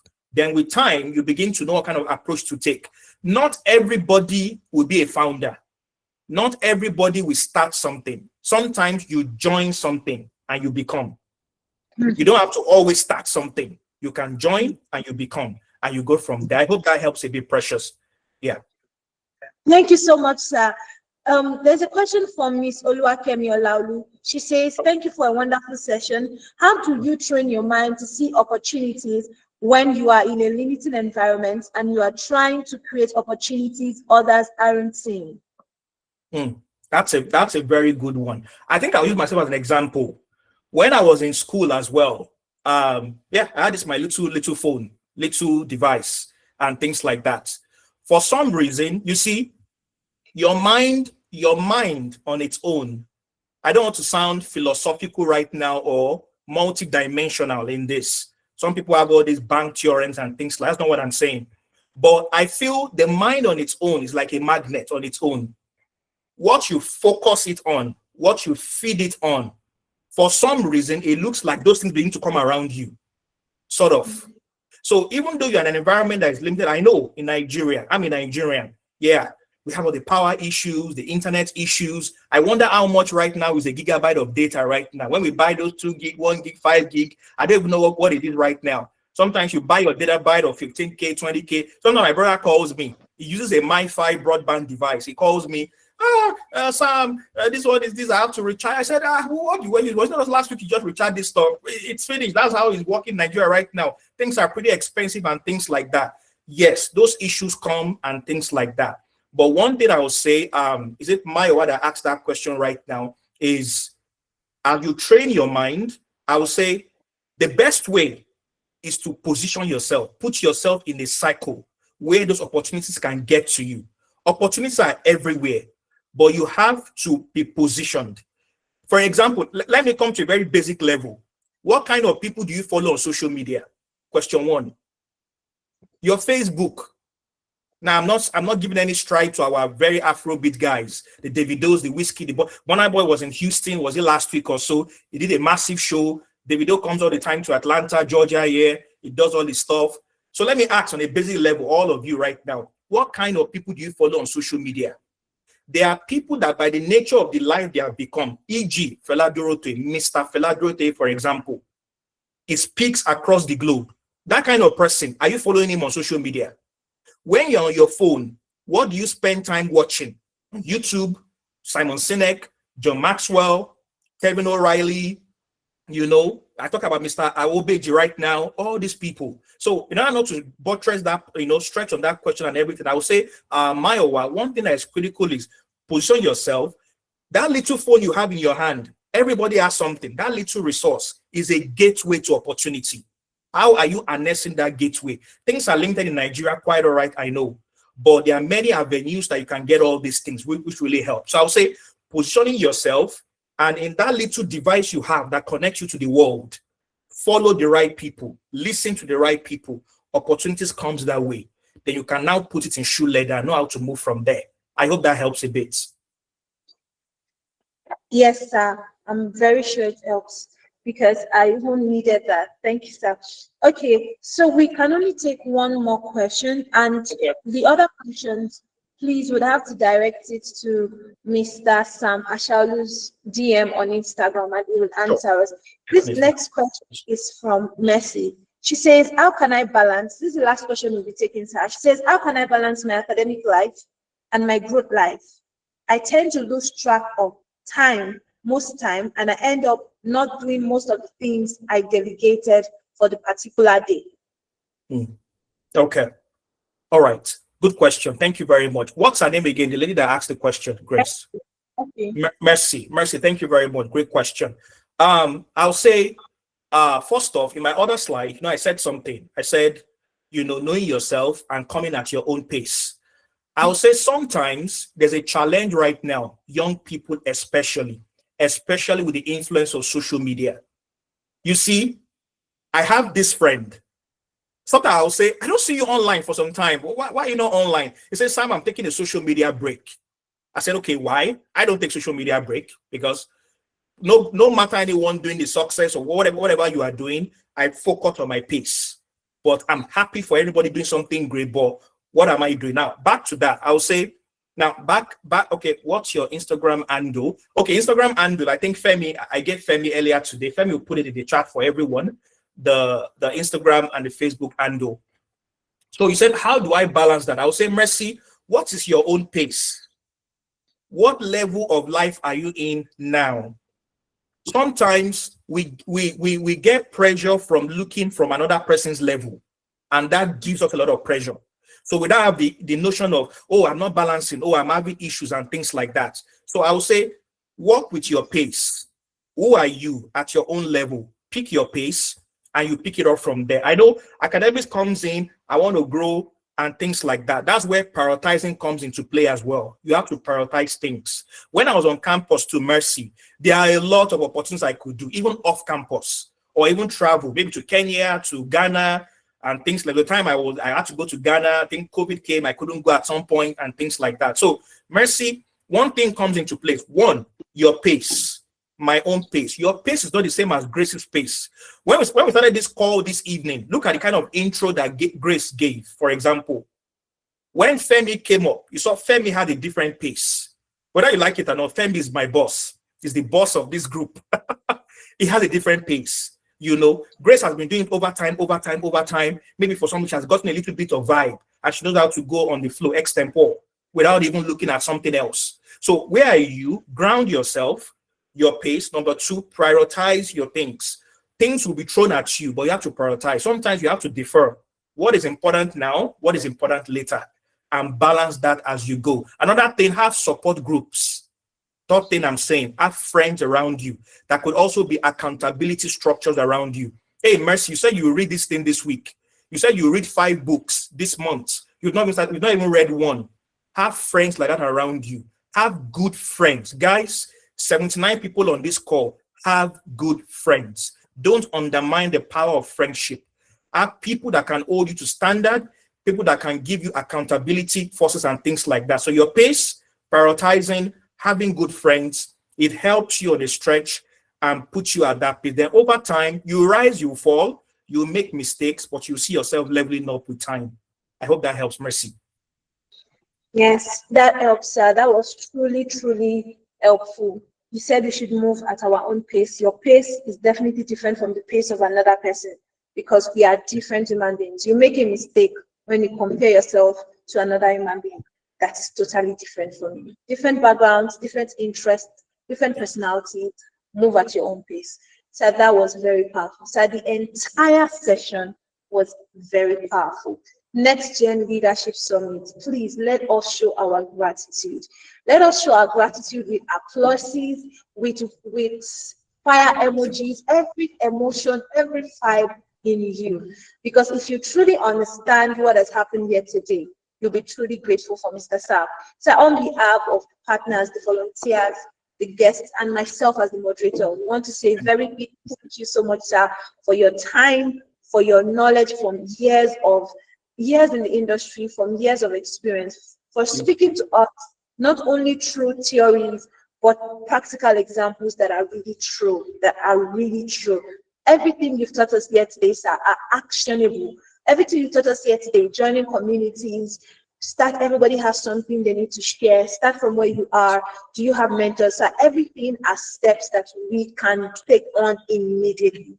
Everything are steps that we can take on immediately. So you are the first speaker tonight. So you set the cadence, and you know it can only get better from here. We are truly grateful. Thank you so much for your time, sir. God bless you, sir. All right, guys. So we'll continue going. Thank you so much, sir. God bless you, sir. So we are about to continue. If you think that was amazing, yes, it was amazing. But now, watch out for what's coming next. If you are just joining us, this is NextGen Leadership Summit 2025, brought to you by NextGen Leadership Network under the auspices of the convener, Mr. Olufemi Amusa, a doctor in training and a visionary, empowering the next generation with his vision. Let us celebrate our convener. Now, I want you to celebrate the most important person on this call, which is you. Yes, you are attendees. You make this event a success. Imagine if you put out all the publicity, brought out all the speakers, and you didn't come. No, you are the MVP. You are the VIPs. You are very important to us. You make our efforts worth it because you left your time on a Saturday evening to say that no, we are not going to be at the club. We are not going to be playing games. We are not going to be Netflixing. We are not going to be doing something else. You left everything that you could have been doing to join us, and it is indeed an investment in your future. We are so grateful. We do not take it for granted. We honor you. We celebrate you. Thank you very much. And so you see that this is an investment that you made in yourself. So the question I want to ask you is, have you made an investment in another person? Have you taken a screenshot of this right now and have you posted it on your status? Have you shared it to someone that they can join you right now? That is your seed that you can sow into another person's life as a result of the seed that has been sown into your own life today. That is a seed that you can definitely sow into another person's life. Okay, so I want you to take a screen grab right now. The hashtag on social media is NGLN Summit, NextGen Leadership Summit, hashtag NextGen Leadership Summit, hashtag NGNL Summit, NGLN Summit. Okay, I see our next speaker. Okay, so before I introduce him, one thing you must notice is that we are blessed with Psalms. Sam. Our first speaker was a Sam. Our next speaker is also a Sam. Okay, so I want to keep to our time very tightly. I'd like to remind you that if you have any questions for our first speaker, please, his social media handles on Facebook and Instagram are in the comment section, and his DMs are open for your questions beyond this masterclass. Truly, what thousands of dollars and everything that we've learned here today. So we are taking it a notch higher. We're taking it a notch higher. If you still haven't invited somebody, what are you waiting for? I want to see done in the comment section now. Done, done, done, done, done. That done means I've taken a screenshot. I've posted on my status something that I learned, a quote from something that I learned. Maybe John Maxwell's, everybody has something to share to the world. Maybe start where you are. Everyone has something they have. What do you have? You said it, planning, analytics, leadership. I have my voice, and I'm truly honored to lend my voice to this truly inspiring conference. If you are just joining us, once again, this is the NextGen Leadership Summit 2025, brought to you by the NextGen Leadership Network under the auspices of the convener, Mr. Olufemi Amusa. You are welcome. You are welcome. My name is Bisayomi Babalola, and I'm truly honored to serve as your compere for tonight.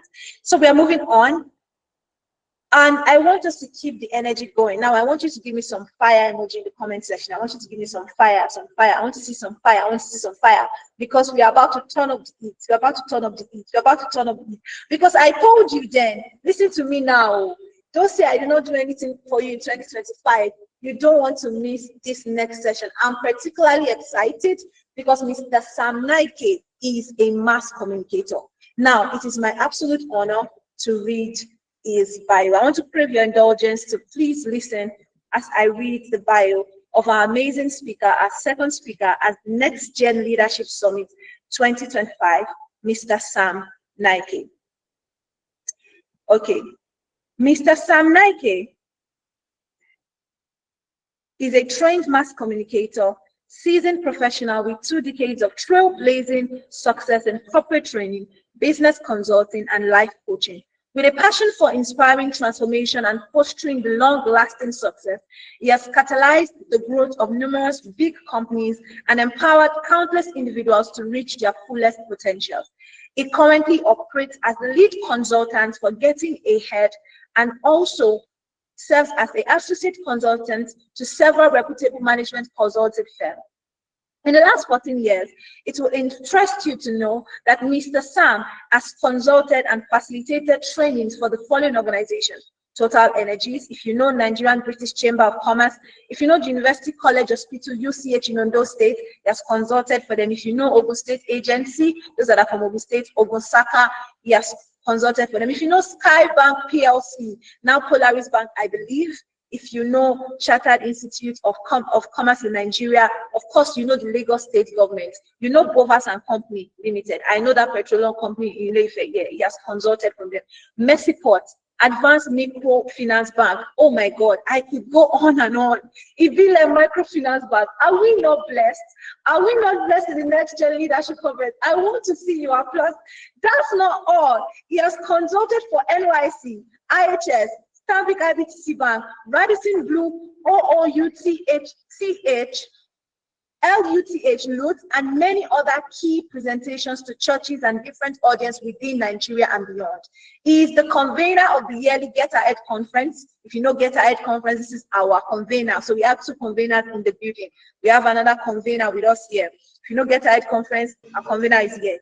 So you know how to get your ticket. A platform to stir up greatness in the arts of upwardly mobile professionals seeking to be the #1 in their fields, and challenges them to impact their nations, generations, and several congregations. Sam'Naike's ultimate goal in life is to help individuals and organizations to get ahead. Someone say get ahead.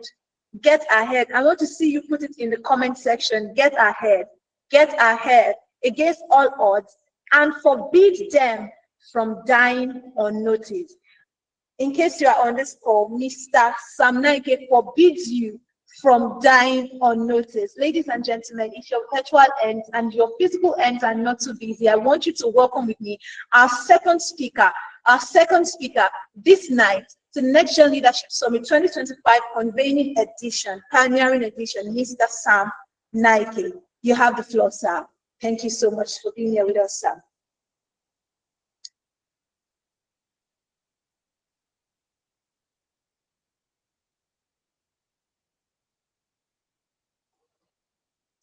You have the floor, sir. Thank you very much. I appreciate you. Thank you, Grace Oluwabusayomi Babalola. That was a good one. First off, let me be sure you can all hear me. I was trying to share my slide. but I have a bit of challenge with it. So maybe I'll go ahead without that. But can you hear me clearly? Yes, sir, we can hear you clearly, sir. All right. Good evening, everyone. Good morning or afternoon, depending on where you are joining from. I am joining from Nigeria, Port Harcourt. And it's nice to know that this is an event that will change the trajectory of quite a number of people. And firstly, I want to thank the convener, Oluwafemi Amusa, a young man with vision, with some level of clarity as to what he wants to do in life. And of course, he doesn't want to go on the journey alone. He wants to help others to rise with him. So basically this evening, my duty is very simple, is to share. I'm trying to share. I'm not sure if this is working, but I think it looks like it wants to work. Change automatic pictures.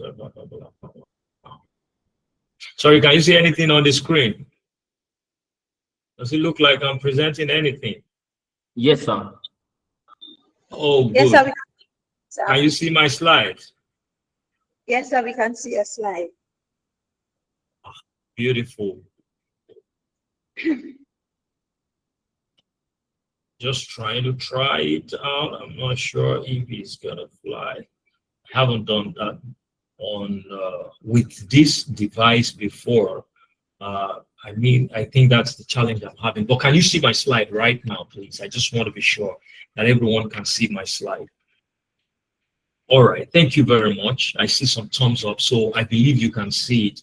So the compare, please let me know. You can respond if other persons are not responding, but you can quite unmute and Yes, respond.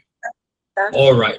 Okay, so beautiful. Why are we here? I've been asked to speak very quickly about sustaining the vision, ethics, excellence, and service in leadership. This is the topic that I've been given to share about tonight. And I love the topic because for me, I can see 4 clear pillars that can help anyone to rise in life and to thrive to any extent. The first pillar I see here is the pillar of vision. The second pillar is the pillar of ethics. The third pillar is excellence. And the fourth one is leadership. These 4 pillars are very critical if any young person wants to thrive in life. That's very, very important. If anybody wants to thrive, you must take these 4 pillars very, very important. I wrote in here a statement that I had several years ago when I was very, very young, and it really, really inspired me to want to push for destiny. In life, you are either running with a vision, burning with a passion, or going on a mission. I don't know why that is not clear. You are either running with a vision, burning with a passion, or going on a mission. If that resonates with you, then you will understand that there is no one in life that will move far if you are not doing any of these 3. You must be either running with a vision, or burning with a passion, or going on a mission. You must be doing one of the 3. It is very, very important. Why? Because vision is what qualifies a man to live on earth and to be celebrated. As a young person, you must realize that if you do not have vision, you do not qualify to live on earth. Your maker can decide to stop your living, can decide to eliminate you. Why? Because you don't have reasons for living. So vision is what qualifies you and I to live on earth, not only to live, but also to be celebrated. And I used to say to people that part of what makes a man to have meaning in life is vision. All right. What makes, if you get to the jungle, what is the language of the jungle? They say it is survivor. What it means is that in every jungle, when you see an animal who is bigger than another animal, what happens to that lower animal in power is that the stronger animal is going to run after the other animal and then kill it and have it for lunch. That is survival for the lion. I mean, in the case where a lion is running after probably a goat, all right? But if it was a goat that saw lion first and he is able to run fast to escape, what happens is that the goat has survived the jungle that day, has survived death. That is the language of the jungle. But the language of life, the language of human being is meaning. Is meaning. So a lot of people live like they are in the jungle. The people that do not have vision, they live like they're in the jungle. But the people with vision are living a life of meaning. And that's very, very critical. To live a meaningful life is that you have a vision for your life. The world does not respect a man for what he is driving. They respect him for what is driving him. And I used to advise young people to say, you don't follow a man as a girl or as a lady because of the car he is driving. Don't do that. If you do that, you are of the most miserable human being. You follow a man because of the vision that is driving him. As a young man, I used to say to my wife then that I wasn't married to her, that you cannot follow me because of the car that I'm driving, but you follow me because of the vision that is driving me. And that's very, very critical. I mean, that's how to know someone who is going somewhere. You do not follow a man because of the car he's driving. You follow him because of the vision that is driving him. Something must be driving you to get to the point where you can live effectively, where you can be celebrated, where you can become a world-class individual. Vision gives direction to every energy. Now, a lot of us as young people, we have energy. Your energy is high up there. That is good. But let me let you understand that it is the vision that you have for your life that gives your energy direction. When you don't have vision, you use energy anyhow. Vision gives discipline to your talent. If you know that you have a vision, you will go extra mile to ensure that you begin to have discipline for your talent. Because talent is not just enough. Talent will not take you to anywhere. Talent will not make you get to the peak or to the zenith of your life, to the zenith of your career. What will get you there is the discipline of the talent. Then the next one is that vision gives meaning to this leadership sacrifice. Vision will give meaning to your leadership sacrifice. That is very, very important and very, very critical for us to note. All right, let's move on. I also said in here that a generation without vision will trade purpose for pleasure. A generation that does not have vision will trade purpose for what? For pleasure. You don't sustain vision by excitement. You sustain it by conviction. Vision is what drives you. Vision must be clear enough to guide you and strong enough to confront you. Vision confronts us. Vision confronts us. Many, many years ago, I heard it so clearly that this is your vision, Sam'Naike. I have called you. I have trained you to go and inspire people and motivate people for a great change through the word and the wisdom of God, thereby helping them to get ahead in life, in business, and in career. That is my vision statement. This vision confronts me all of the time. I have called you, I have inspired you, I have trained you to go ahead and do what? Inspire and motivate people of different colors. For what? To inspire them through the wisdom and the knowledge of God. So I take the wisdom to the corporate world. I take the knowledge of God to the Christian bodies, Christian organization, by helping them to get ahead in life, business, and in career.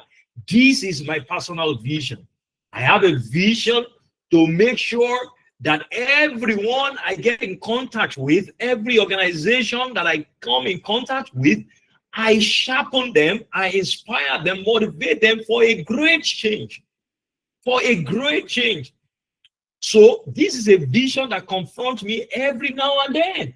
The same thing, you must have a vision that is strong enough to confront you. You must have a vision that is strong enough to do what? To confront you. What makes you, what wakes you up in the morning?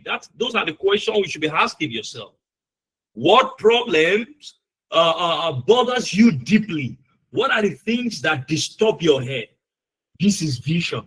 This is passion. If your life were a message, what will that message be? If your life happens to be a message, what will that message be? That's very, very critical. I mean, I'm taking the pillars one after the other. That's the pillar of what? Of vision that we just finished speaking about. Let's go into the pillar of ethics, which is the second pillar. The pillar of what? The pillar of ethics. The invisible foundation of sustainable leadership is your character, your ethics. So that second pillar. The first pillar is vision. We must catch vision for our life. The second pillar is ethics, character development. Ethics, it has to do with your character. A lot of young people today wants to be great, wants to do a lot of great things in life, but they lack the character. Ethics is who you are when applause is absent. It is who you are when nobody is clapping for you. That is ethics. That is character. Leadership without ethics is a dangerous influence. Anyone leading as a young person, if you are leading a group of people, if you are leading a fellowship, if you are leading a community, if you are leading a team, and you do not have ethics, that's a dangerous influence. Why? Because you are influencing people whether you know it or not. Vision without values eventually becomes self-serving ambition. You are just serving your own personal ambition. You do not have vision. You are serving your own personal ambition. You are being ambitious. That's not about vision. Character, do it the right way and being consistent with it while you are doing it.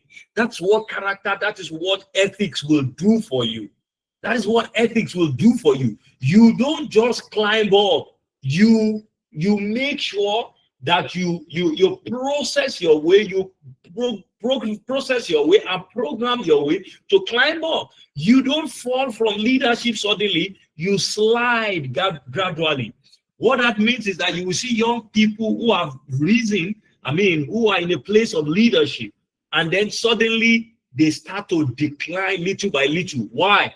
Their ethics standard kept falling. Character default here and there. Character default will gradually make you to come down. That is what happens. Let's look at the third pillar, is excellence. Excellence. Refusing to be average in a competitive world. Excellence is about refusing to be an average person in a competitive world. I used to say to people, I say to them, do everything you can so that you will not die unnoticed. Do everything you can so that you will not die unnoticed. A lot of people are on this earth and they are dying unnoticed. I hope you are not going to also be part of the wagons that will come and also die unnoticed.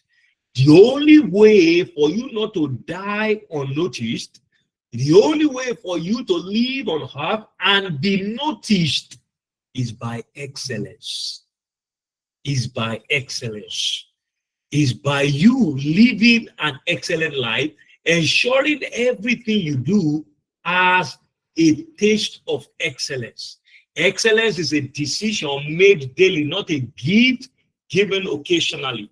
Excellence is not something you do today. In the next few weeks, you stop doing it and you pick it up again. Excellence has to be a daily habit. It has to be something that you do every day, every now and then. That is what excellence is all about. Excellent is a kind of a spirit that jumps on you and makes you perform in an extraordinary way. Excellence is doing common things in an uncommon way. Excellence separates dreamers from the builders. Vision attracts attention to you, but excellence will always command respect. Anytime you see anybody that is well dressed and you admire, what the person has done is that the person has put excellence to his dressing. Anytime you listen to anybody, any speaker, and you are really, really inspired and you are transformed, what has happened is that the person has not worked on, the person has not only recognized that he or she has a talent, but he had also imputed excellence in what he or she is doing. That is what excellence does for us. Look at this statement and don't ever forget it. Be so good they cannot ignore you. Anybody that is excellent cannot be ignored. When you are excellent, people will associate with you. When you are excellent, it will be hard for people to ignore you. That is what a young person like you and I should do. We must begin to live excellently. We must begin to speak excellently. We must begin to dress excellently. We must begin to communicate excellently. Excellence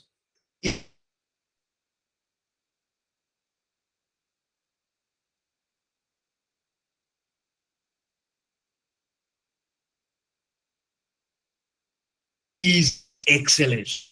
You cannot beat it. You can't downplay it. If you see any man that is excellent, the good book says that he will stand before kings, before great men.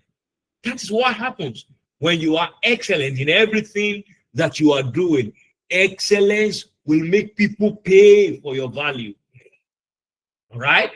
The next pillar is the pillar of leadership. Leadership is not about position, it's about impact. The impact you are able to make is what makes people call you leader. A person is not just leading if the person does not have impact. Impact qualifies you to be a leader. You can lead from the front with impact. You can lead from behind with impact. Anywhere you are at every point in time, you are not a leader, you are part of a team. Be in that team with impact. Or you are the leader of the team. Lead the team with impact. Why did I say that? True leaders look for needs, not titles. They look for the need and they make sure the needs of people are met, not titles. Service is the proof that your vision is bigger than you. I mean, servant leadership. Servant leadership. I mean, when I say service here, I mean you are serving as a leader. That is a proof that your vision is bigger than you. Vision in the first place is about serving others. Whatever vision you have is not for you. Vision is always for people, not for you that own the vision. If you see any man that says, I have a vision and the vision is all about me, it's all about him, that's not a vision. That's an ambitious man. You don't lead people to impress them. You lead them, empower them. You lead people in order to do what? To empower them. So that's very critical for us to understand that leadership is not who follows me. Leadership is who is better because of me. That's leadership. Leadership is who is better because of me. What have you done? What will you do that will make someone to say, I got better because you spoke to me. I got better because you mentored me. I got better because you led me. I got better because you were the leader of the team. So that's what leadership is all about. It's not about what you get, it's about who becomes better. Final question that I want to ask you as I begin to round off. How do I sustain the vision for my life? This is a very critical.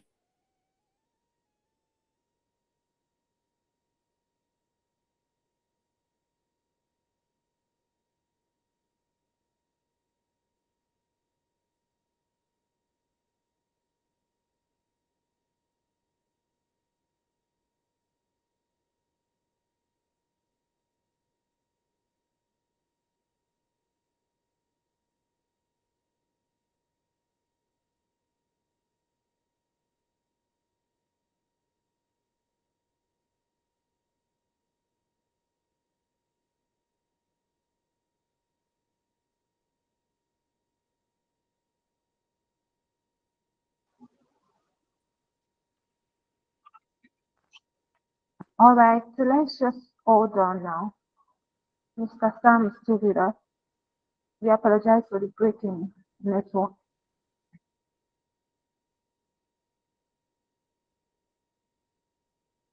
All right, so it must have been a little network, but you can be rest assured that we are still connected and the session is still going on. All right, so please just stay with us. Can we hear me, please? I want to know if we can all hear me. Yes. All right, thank you so much. So the session is still ongoing. Please stay with us. You can begin to drop what you've learned from that amazing session about vision, excellence. Drop it in the comment section so that Mr. Sam comes back that we are actually following and we understand that it was just a network glitch. So I want to see in the comment section what you learned.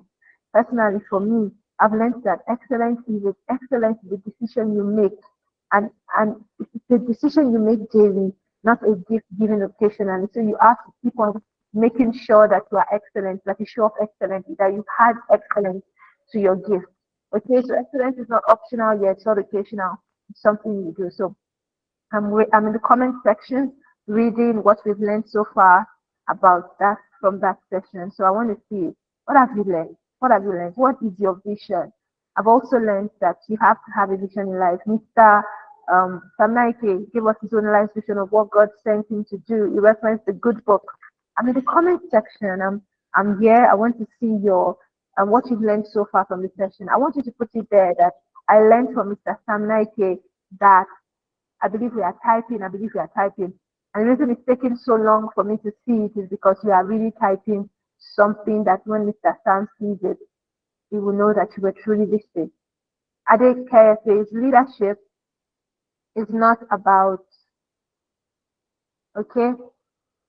So leadership is not about position, it's about your impact. Lugard Dami says leadership is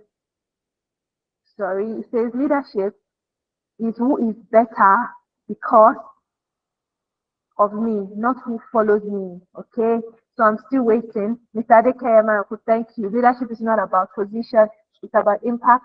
Mr. says excellence is who is better because of me, not who follows me. Blessing says that she learns that excellence is a decision made daily. I have also learned that you must have a vision that is strong enough to confront you.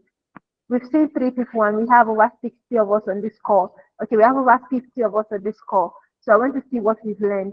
I want to see what we've learned.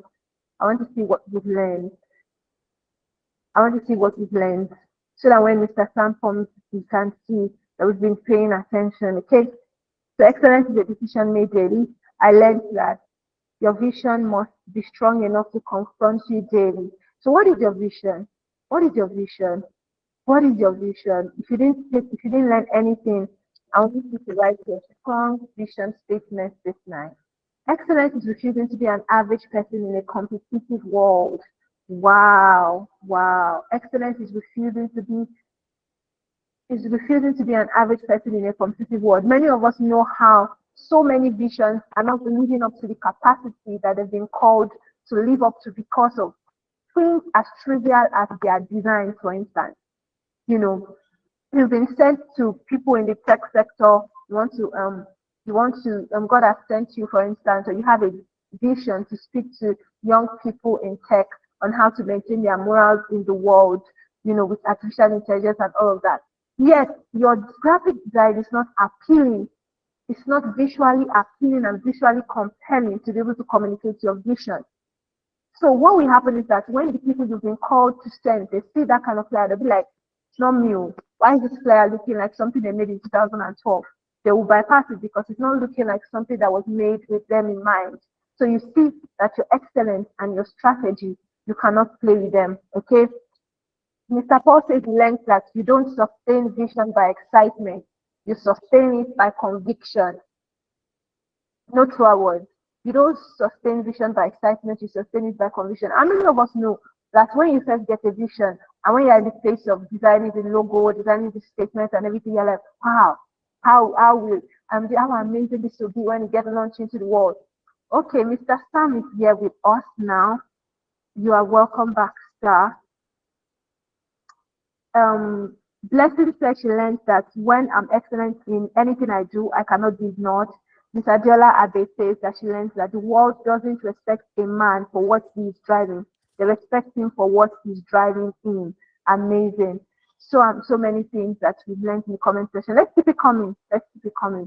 Kudra says she's learned that people would always want to be with excellent people. When it comes to vision, we should have other people as the main subject of concern and not the owner of the vision. That's amazing. I can see that we've all been paying attention.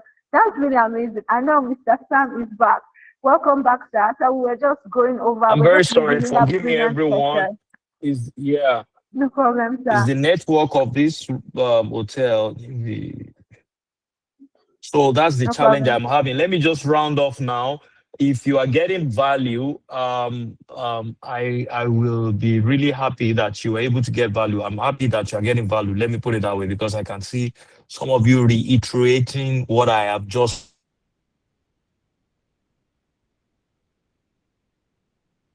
You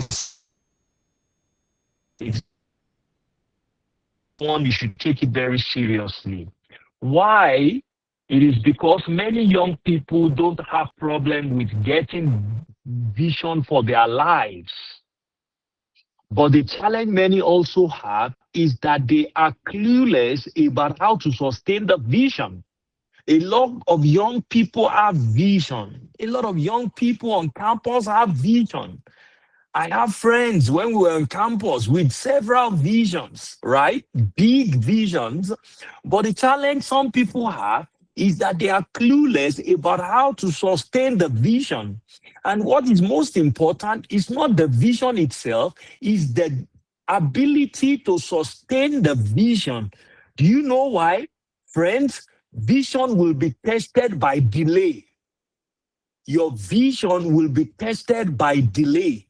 I knew I was going to be speaking to corporate organization. I was going to consult at some level.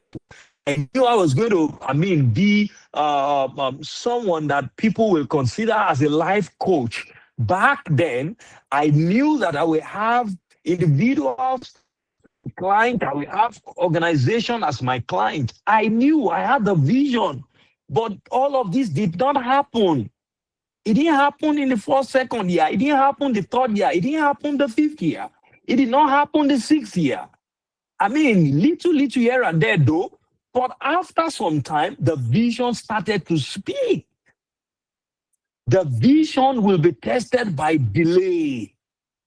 So a lot of people must know and learn how to sustain the vision. That is where the work is. There is a fire burning in you. There is a passion burning in you. There is a mission you are going on. There is a vision you are running with. There is a passion you are burning with. But how do you sustain this? Because there will always be days that it will not look like it. There will always be days that people will look at you and say, shut up your mouth. What are you saying? What vision do you say you have? There will be the days that people will laugh at you. There will be days that people will make jest of what you are calling vision. What do you do to sustain that vision? Because whether you like it or not, vision will be tested by delay. By delay, so that you will be wondering, is it not going to happen? When will they start inviting me? When will I start gathering people together? When will I start the NGO? Ethics will be tested by opportunity. Your character will be tested by different opportunities and platforms. You said you have a character that is helping you as a pillar, but it will be tested by an opportunity. Opportunity will come where your character will be tested. Your excellence will be tested by fatigue. Your excellence will be tested by tiredness. Your excellence will be tested by the economy. Your excellence will be tested whether you like it or not. But how do you sustain this excellence? How do you sustain your character? How do you sustain your vision, most importantly? There are 7 things you can do amongst many others. Number 1 thing, build discipline before motivation disappears. You need to build discipline. The truth. If you have a vision now, you have written it down, and people see it, and people are appreciating you. People are saying, "Oh, you have shared the vision with people." Good as that may be, is a form of motivation, my dear. Don't let us deceive ourselves. It's a form of motivation. At the beginning, it's a form of motivation for you. It's not real. It's not tangible. It has not come to be. It has not landed. The vision has not landed. It's still a form of motivation. But at that point, what you must do is that you must build discipline before motivation disappears. Build discipline for your life. For my vision, when I knew that this was my vision, when I knew what God has called me to do, I started to say, I'll be buying books. Instead of using this money to go and to buy PlayStation, I'm going to use this money to build my library. Those are the things that I was doing. I was building discipline before motivation disappear. Because whether you like it or not, that gym, that motivation, that excitement will disappear. But if you have built motivation, you can definitely survive and sustain the vision. Number 2, surround yourself with people who challenges you to be better every day. This is how to sustain the vision you have. All what I have said before now, before I cut off, is not as important as the way as to know and understand how to sustain your vision. This is where many young people fall. Not only young people, even adults, even old people, they fall away because they could not sustain the vision. After some time, they get tired and the vision dies. Number 2, surround yourself with people who challenges you to be better every day. If you surround yourself with people who doesn't challenge you to be better, your vision will die, sir. It will die. People around you must be telling you that you can get better. They must be telling you that you can make it. They must be telling you that you can get to the destination. Number 3, recast your vision regularly or it will expire silently. Recast your vision regularly or it will expire silently. Every organization, every 21 days, they must always recast the vision for the staff of that organization if they want to take the core values of that organization very seriously. It is a research. The same way, if an individual has a vision for his life, he must keep on recasting the vision to himself. I say my vision every blessed day. I recorded it in an audio format. I play it to my hearing every day that I wake up, every day of my life. I play the vision for me. I recast it to myself, for myself, to hear it, for my inner being to hear it, for my body to hear it. Number 4, stay around people whose vision is finding expression. That's the fourth way to sustain the vision. If you have any vision that you want to pursue in life, if you have a dream, you have a purpose that you know you want to pursue in life, for you to sustain it, you must stay around people whose vision is already finding expression. When I was in the university, I will always travel. I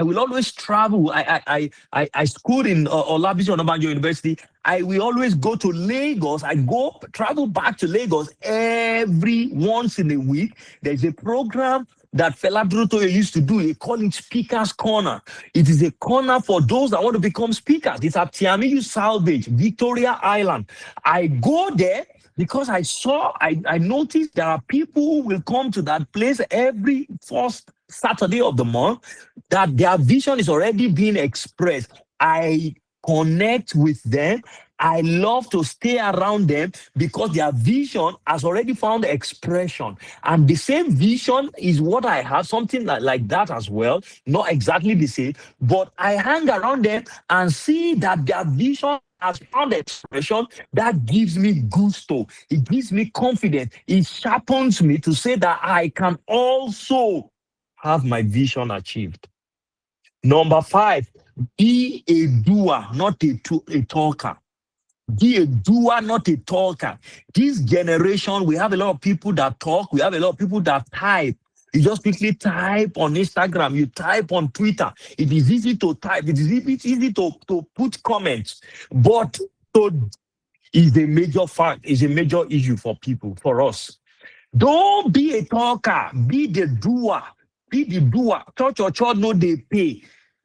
Show workings. That is how to sustain your vision. Show workings. That is how to sustain the vision. Number 6, always read, learn, and make sure you get better every day in every way. Please don't take this very lightly. Always read, learn, and make sure you get better every day in every way. Reading exposes your mind. Knowledge makes you stand out. You cannot be loaded and not be needed. My pastor said that to me years ago. You cannot be loaded and not be needed. The reason why you are not needed, your vision is not needed, is because you are not loaded. When you are loaded, you are going to be needed. Why did Femi invited me? Because he knows that I have something that you guys can benefit from. If I am not loaded, I can't be needed on this call. You can't invite me. So when you are loaded, you will definitely be needed. Empty sacks don't stand tall. Write that down. Empty sacks don't stand tall. It is a sack that is loaded that stands tall.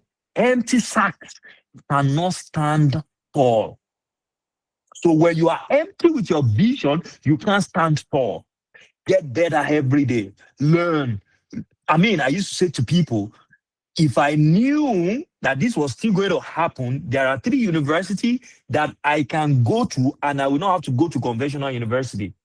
There are 3 universities powerful than every other university in this world. By my own personal findings. What are the 3 universities? Number 1, Google. Number 2, ChatGPT. Number 3, YouTube. These 3 universities are powerful. Anybody that surrenders himself or herself to these 3 universities and learn very well on those 3 platforms, you are better off going to the university. I'm not saying you should not go to university. I went. I'm just saying that those universities are powerful. If I did not go to university at all, I will go to these 3 universities and still be as good as you that went to university, have 1st degree, 2nd degree. What am I doing there? I am going there to learn, to read, to get better. That is how to sustain the vision, because the vision to be sustained need knowledge, need information.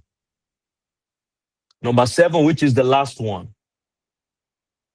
Stay connected to God for constant inspiration and guide. I believe God is the giver of all vision. There is a maker who made you and I, the one that put the vision in you. So you've got to stay connected with that God so that you can keep on being inspired and keep on being guided. You can keep on being inspired and keep on being guided. Finally, let me say this as I go. If you are put on your camera, or if you didn't put on your camera, you can see me. Do like this, it's in your hand. Do like this, it's in your hand. I tell you the story of a man. There is a wise man who everybody consider to be a very wise man. Then there is this young chap who challenged his friend and said, I'm going to prove it to you that this man you called wise man is not a wise man. Then they gathered around the wise man. One of the young chap who wanted to test the wisdom of this man came to this man and told his friend, he told them, look, I am going to defeat this man. All of you say is wise.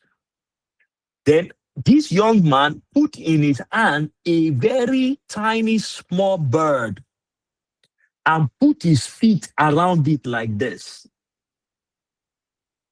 The young chap said to the wise man, he asked the wise man the question. He said, what is in my hand? Tell me what is in my hand. Is what is in my hand what you know or what you don't know? The man said, whatever it is that is in your hand is in your hand.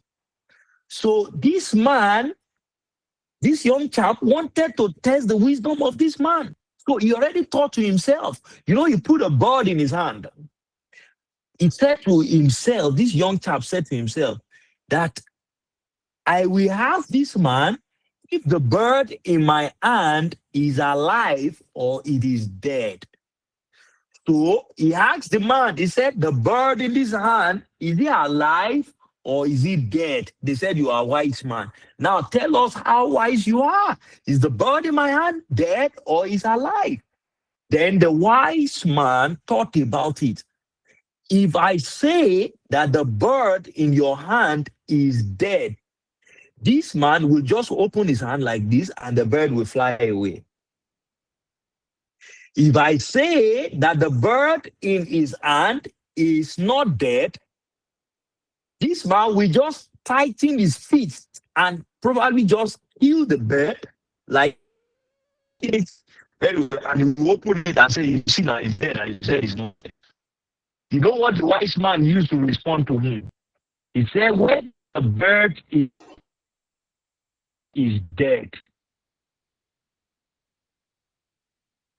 when it is alive or the bird is dead, it's in your hand. What does that mean to every one of you on this call?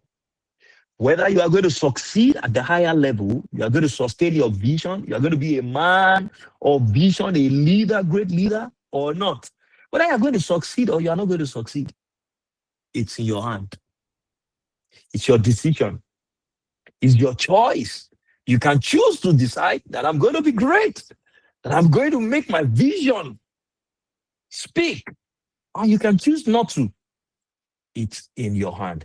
Thank you very much. I appreciate you.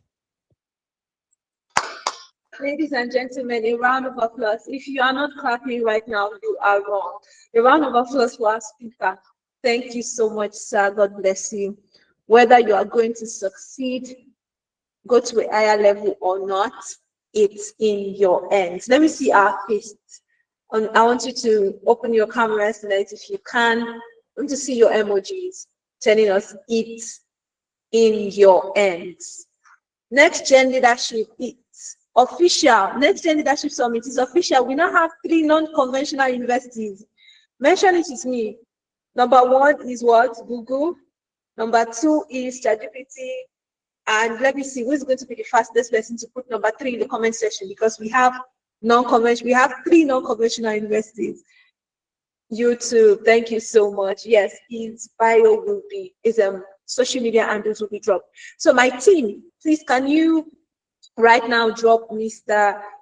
Sam'Naike's social media handles in the comment section for our guests to follow. Right now, if you have questions, it is time for you to start dropping the questions. I want to hear in the comment section what you learned about how to sustain the vision. What me I learned. Throw no they pay or show workings. You have to show the workings. Okay, how many of you are with me on that? So I want to see what you learned about how to sustain the vision. How to sustain the vision. Another thing I learned is always read, learn, and make sure that you get better every day in every way. Always read, learn, and make sure that you get better every day, every way. This has been a masterclass, and you will agree with me that Mr. Sam'Naike is a powerhouse. Hey, if you are not clapping right now, I don't know what you are doing. Please let us celebrate Mr. Sam'Naike. So we are truly honored that you great.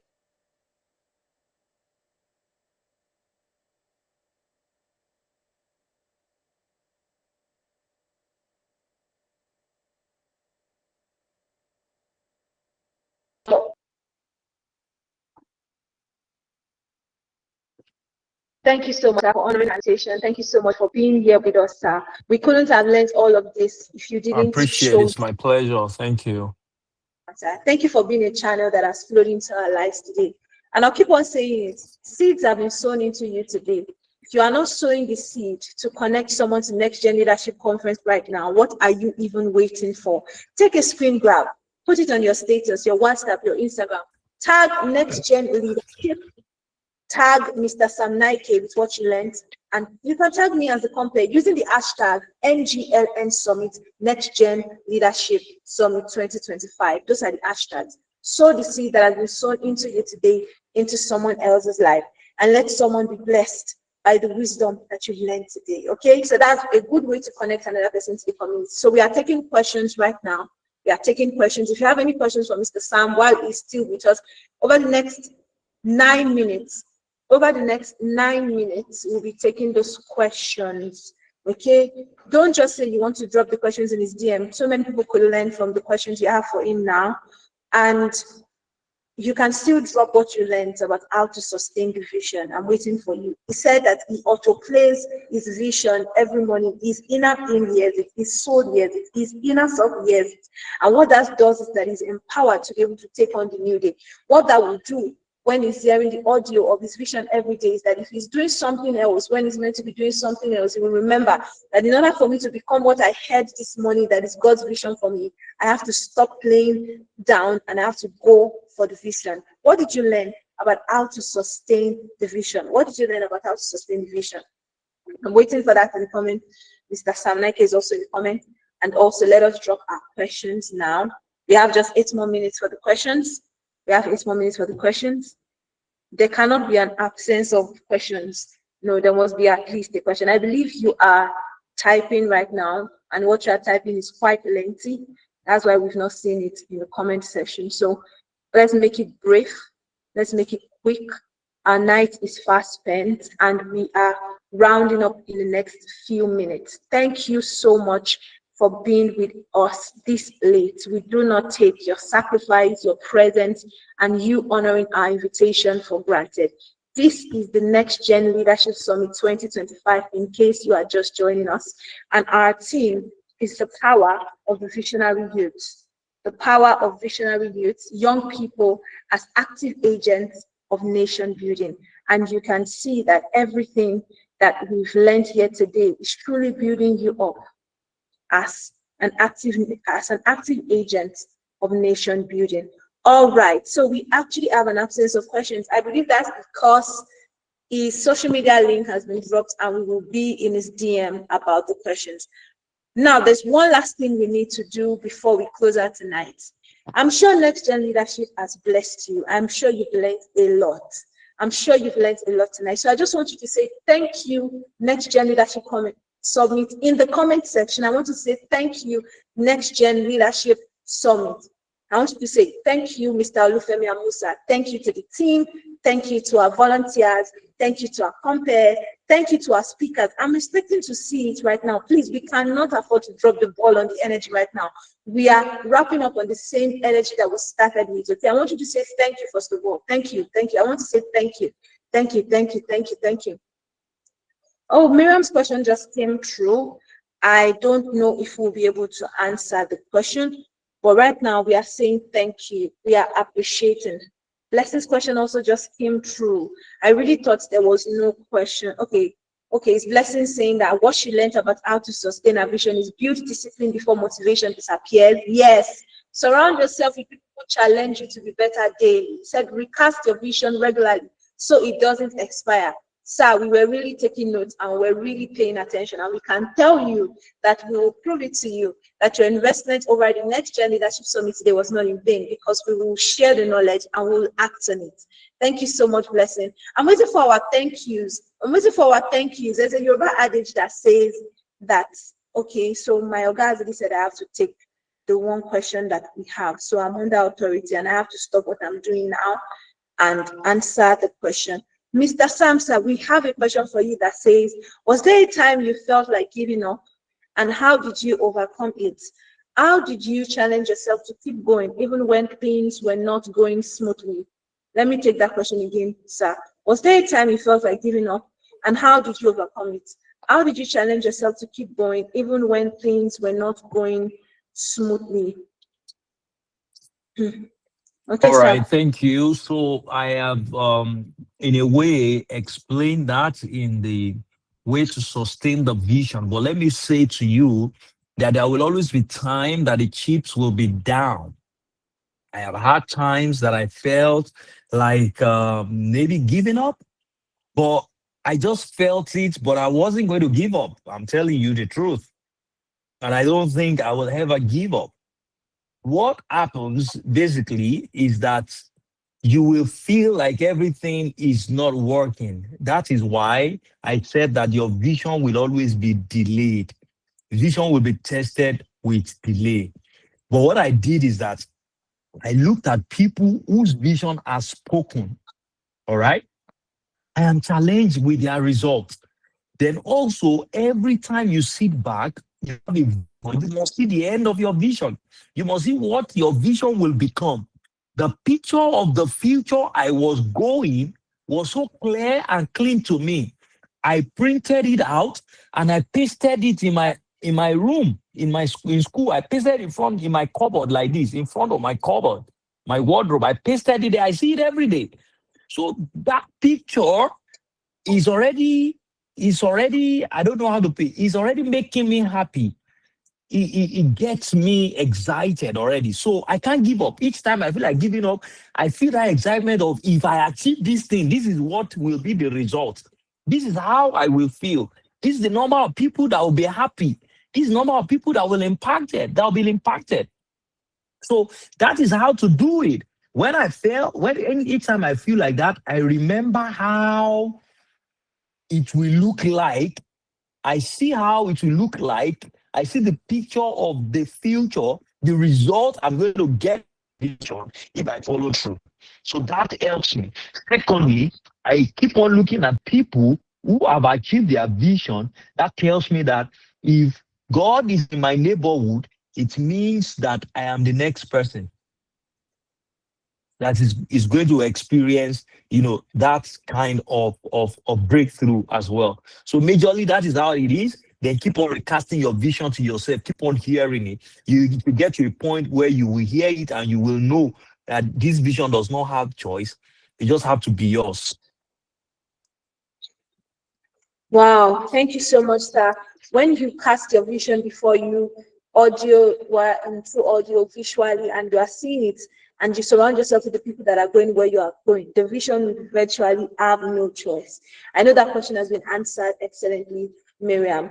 Thank you so much, sir. God bless you, sir. So right now, we are appreciating our convener and we are filling the feedback form as a way to say thank you. Now, I know that we've learned a lot tonight, and I don't just want us to go on.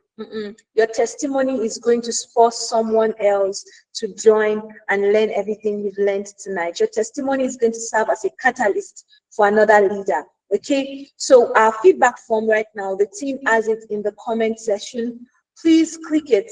And I want you to say what stood out to you tonight. Please avoid one words like electrifying, magnetic. We know it was powerful, okay? I want you to say what point really stood out to you. What can you not forget? Like, what can you not forget? Everybody has something. And I know there are so many of you on this call right now, and you're like, and I can speak better than this person that is moderating, or no problem. But we've learned that to know the work. You have to put yourself out there. You have to take the free jobs, take the paid jobs, keep on doing it, keep on showing up. Have the vision before you. And maybe someday you would be hosting us NextGen Leadership Summit. But till then, I'm honored to be the host tonight and tomorrow. That's right, there's a day 2. So please fill the feedback form now, and we have our eyes on the back end. The feedback form is in the comment section, and we want you to fill the feedback form. While you are doing that, please open your Instagram and search for NextGen Leadership Summit, okay? I want you to give us a follow. Now, the links of the social media handles of all our speakers are also already in the comment section. We don't want you to only ask them questions. We want you to give them a follow. Now, the team is going to be putting all of the bios of the speakers, the social media handles of the speakers in the comment section now. So you give them a follow, give them a follow. That's how you continue to be connected to the wisdom that they've dished out to us today. Remember, Mr. Sam said that you have to start from the people that you're following. Who are the people that you're actually following, okay? Our speakers, we can tell you for sure, there are people to follow in your industries. There are people to follow. You see, the things you've learned this night, honestly, I don't know. It costs thousands of dollars to be able to learn these simple things in some places, and we are grateful. That is why we are going to follow them, continue to remain connected, follow NextGen Leadership, and we are also going to fill the feedback form. Yes, the feedback form. So we have our eyes on the feedback form. Mr. Alufemi, sir, how is the feedback form looking? Do we have our responses on the feedback form already? Do we have our response on the feedback form? Yeah, it's coming in, but we could do better. Thank you. We can do better, okay? We can do better. That's our convener that has blessed us with his vision. His vision is the reason why we are all gathered here today. And he's saying the response is coming, so that means we are doing well, but we can do even better, okay? There are 33 people on this call. We should have at least a minimum of 33 responses. This is how you say that thank you. Thank you. Okay, someone says that they can't click on the feedback form. Someone says they can't click on the feedback form. Team, please, can you look into that? I'm sure, I think you might just need to copy it and paste it in your tab, okay? So it's in the tab, it's there right now. Okay, so please fill the form. And as you are filling the form, if you fill the form, head over to your social media right now, your Facebook, your Instagram. Click, I want you to search for NextGen Leadership Summit and give us a follow. Give us a follow. Ladies and gentlemen, this is day 1, and it was electrifying. As my friends would say, fire everywhere, like literal fire everywhere.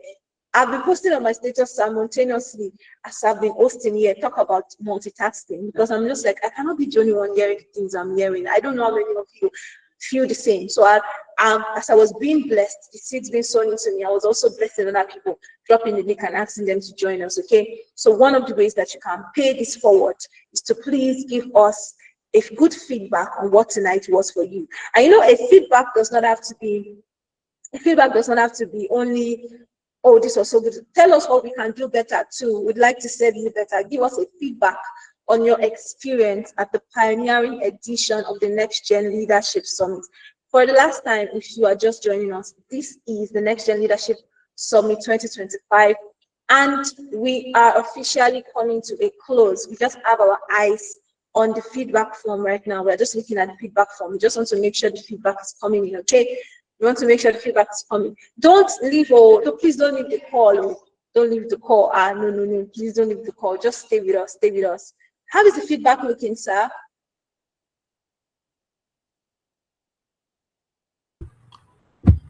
We've only had 2 to 3 responses now. NextGen, no now. Oh yeah, the link is in the comment section. We have 33 of us here. Okay, I believe we are typing. I believe we are typing our feedbacks. What your feedback will do for us is that it will help us understand how to serve you better. And it would also help us to be able to bless more people and reach more people. Because what we are going to be saying to the next generation is, don't believe us. Don't listen to us. Listen to the words of the people who have come to our conference and who have been blessed and impacted. And your voice will serve as our credibility. So right now we are saying we need you. We can't do this without you. Thank you for being here. Now help us finish this well. Please let us click the feedback form and give us a comprehensive feedback on how tonight was. Someone says they still can't click it. Please, can we have it emailed to her? Can we have it emailed to her? Someone says they still can't click it.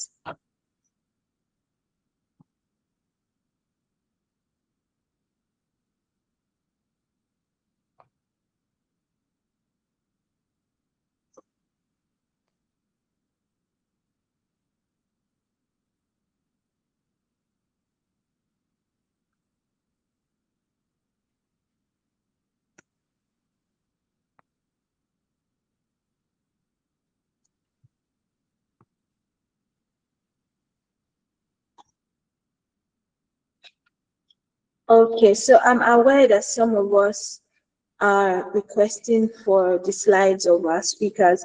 Now, that will be up to our convener when we are hearing from him to answer.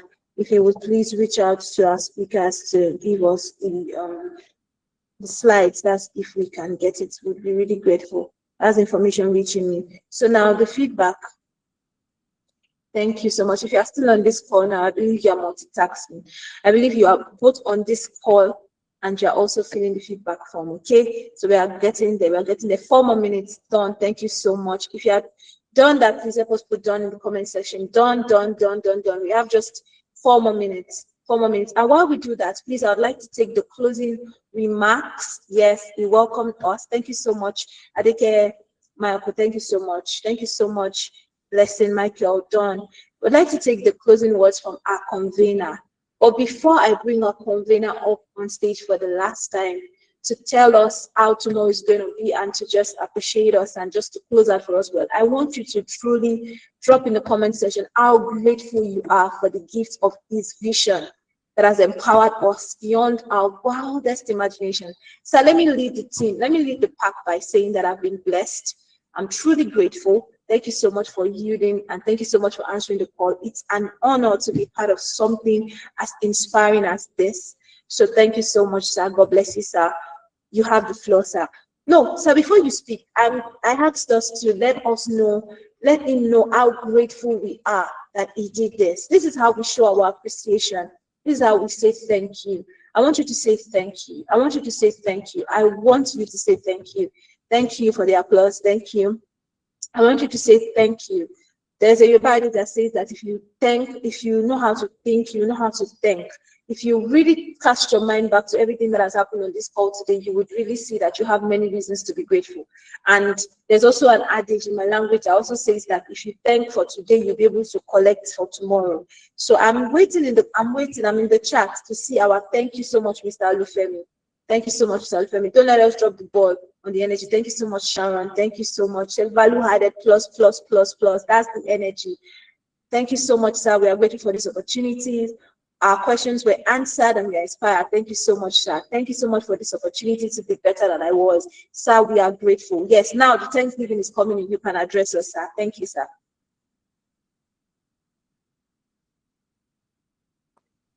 Mr. Alufemi, you have the floor, sir. All right. Thank you so much, everybody, for staying on the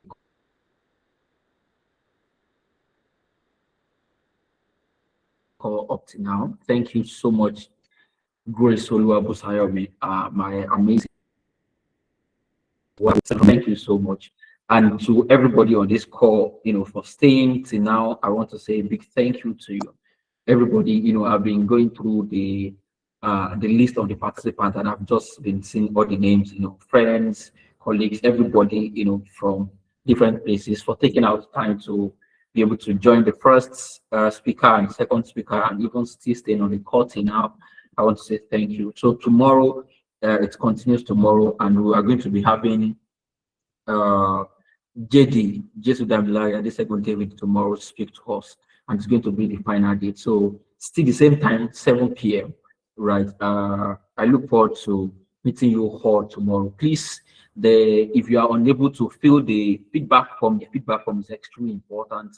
If you are unable to feel it, please, we are going to put it on the community page. So we're going to put it there so you could pick it on the community page, and please ensure you feel it. It's also going to be available for tomorrow as well, but this one is just for today.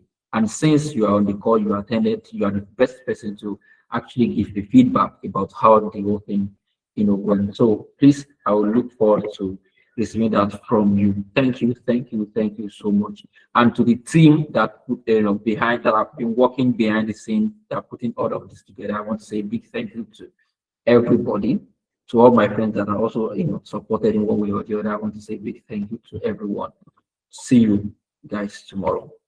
Thank you so much, sir. That's our convener, Mr. Lufemi, a very humble man. He's thanking us. Sir, we are the ones thanking you. Thank you so much, sir, for doing this. God bless you. More strength, more grace. So you've heard it from the convener. Tomorrow we continue with Mr. JD. So just come, and don't come alone, okay? Come with somebody. Make sure you come with somebody. That's your assignment. Make sure you come with someone. Make sure you post it. If you've still not posted, go for it. Make sure you post it, okay? So the energy was off the roof today, and tomorrow we are going to take it a notch higher. We are going to take it to another cadence. It's going to be off the roof tomorrow, okay? So don't forget to follow us on our social media pages. Sir, we should have over 10 dons already by now, over 10 feedbacks. Okay, NextGen Leadership Conference is okay. That's good. Sir, also about the slides, do you think you could help us reach out? We have information reaching us about need for the slides. Okay, yeah, we're going to get it and then send it alongside with the recordings. All right, thank you, sir. So that's your cue to make sure you are here tomorrow so you don't miss information on how to get that.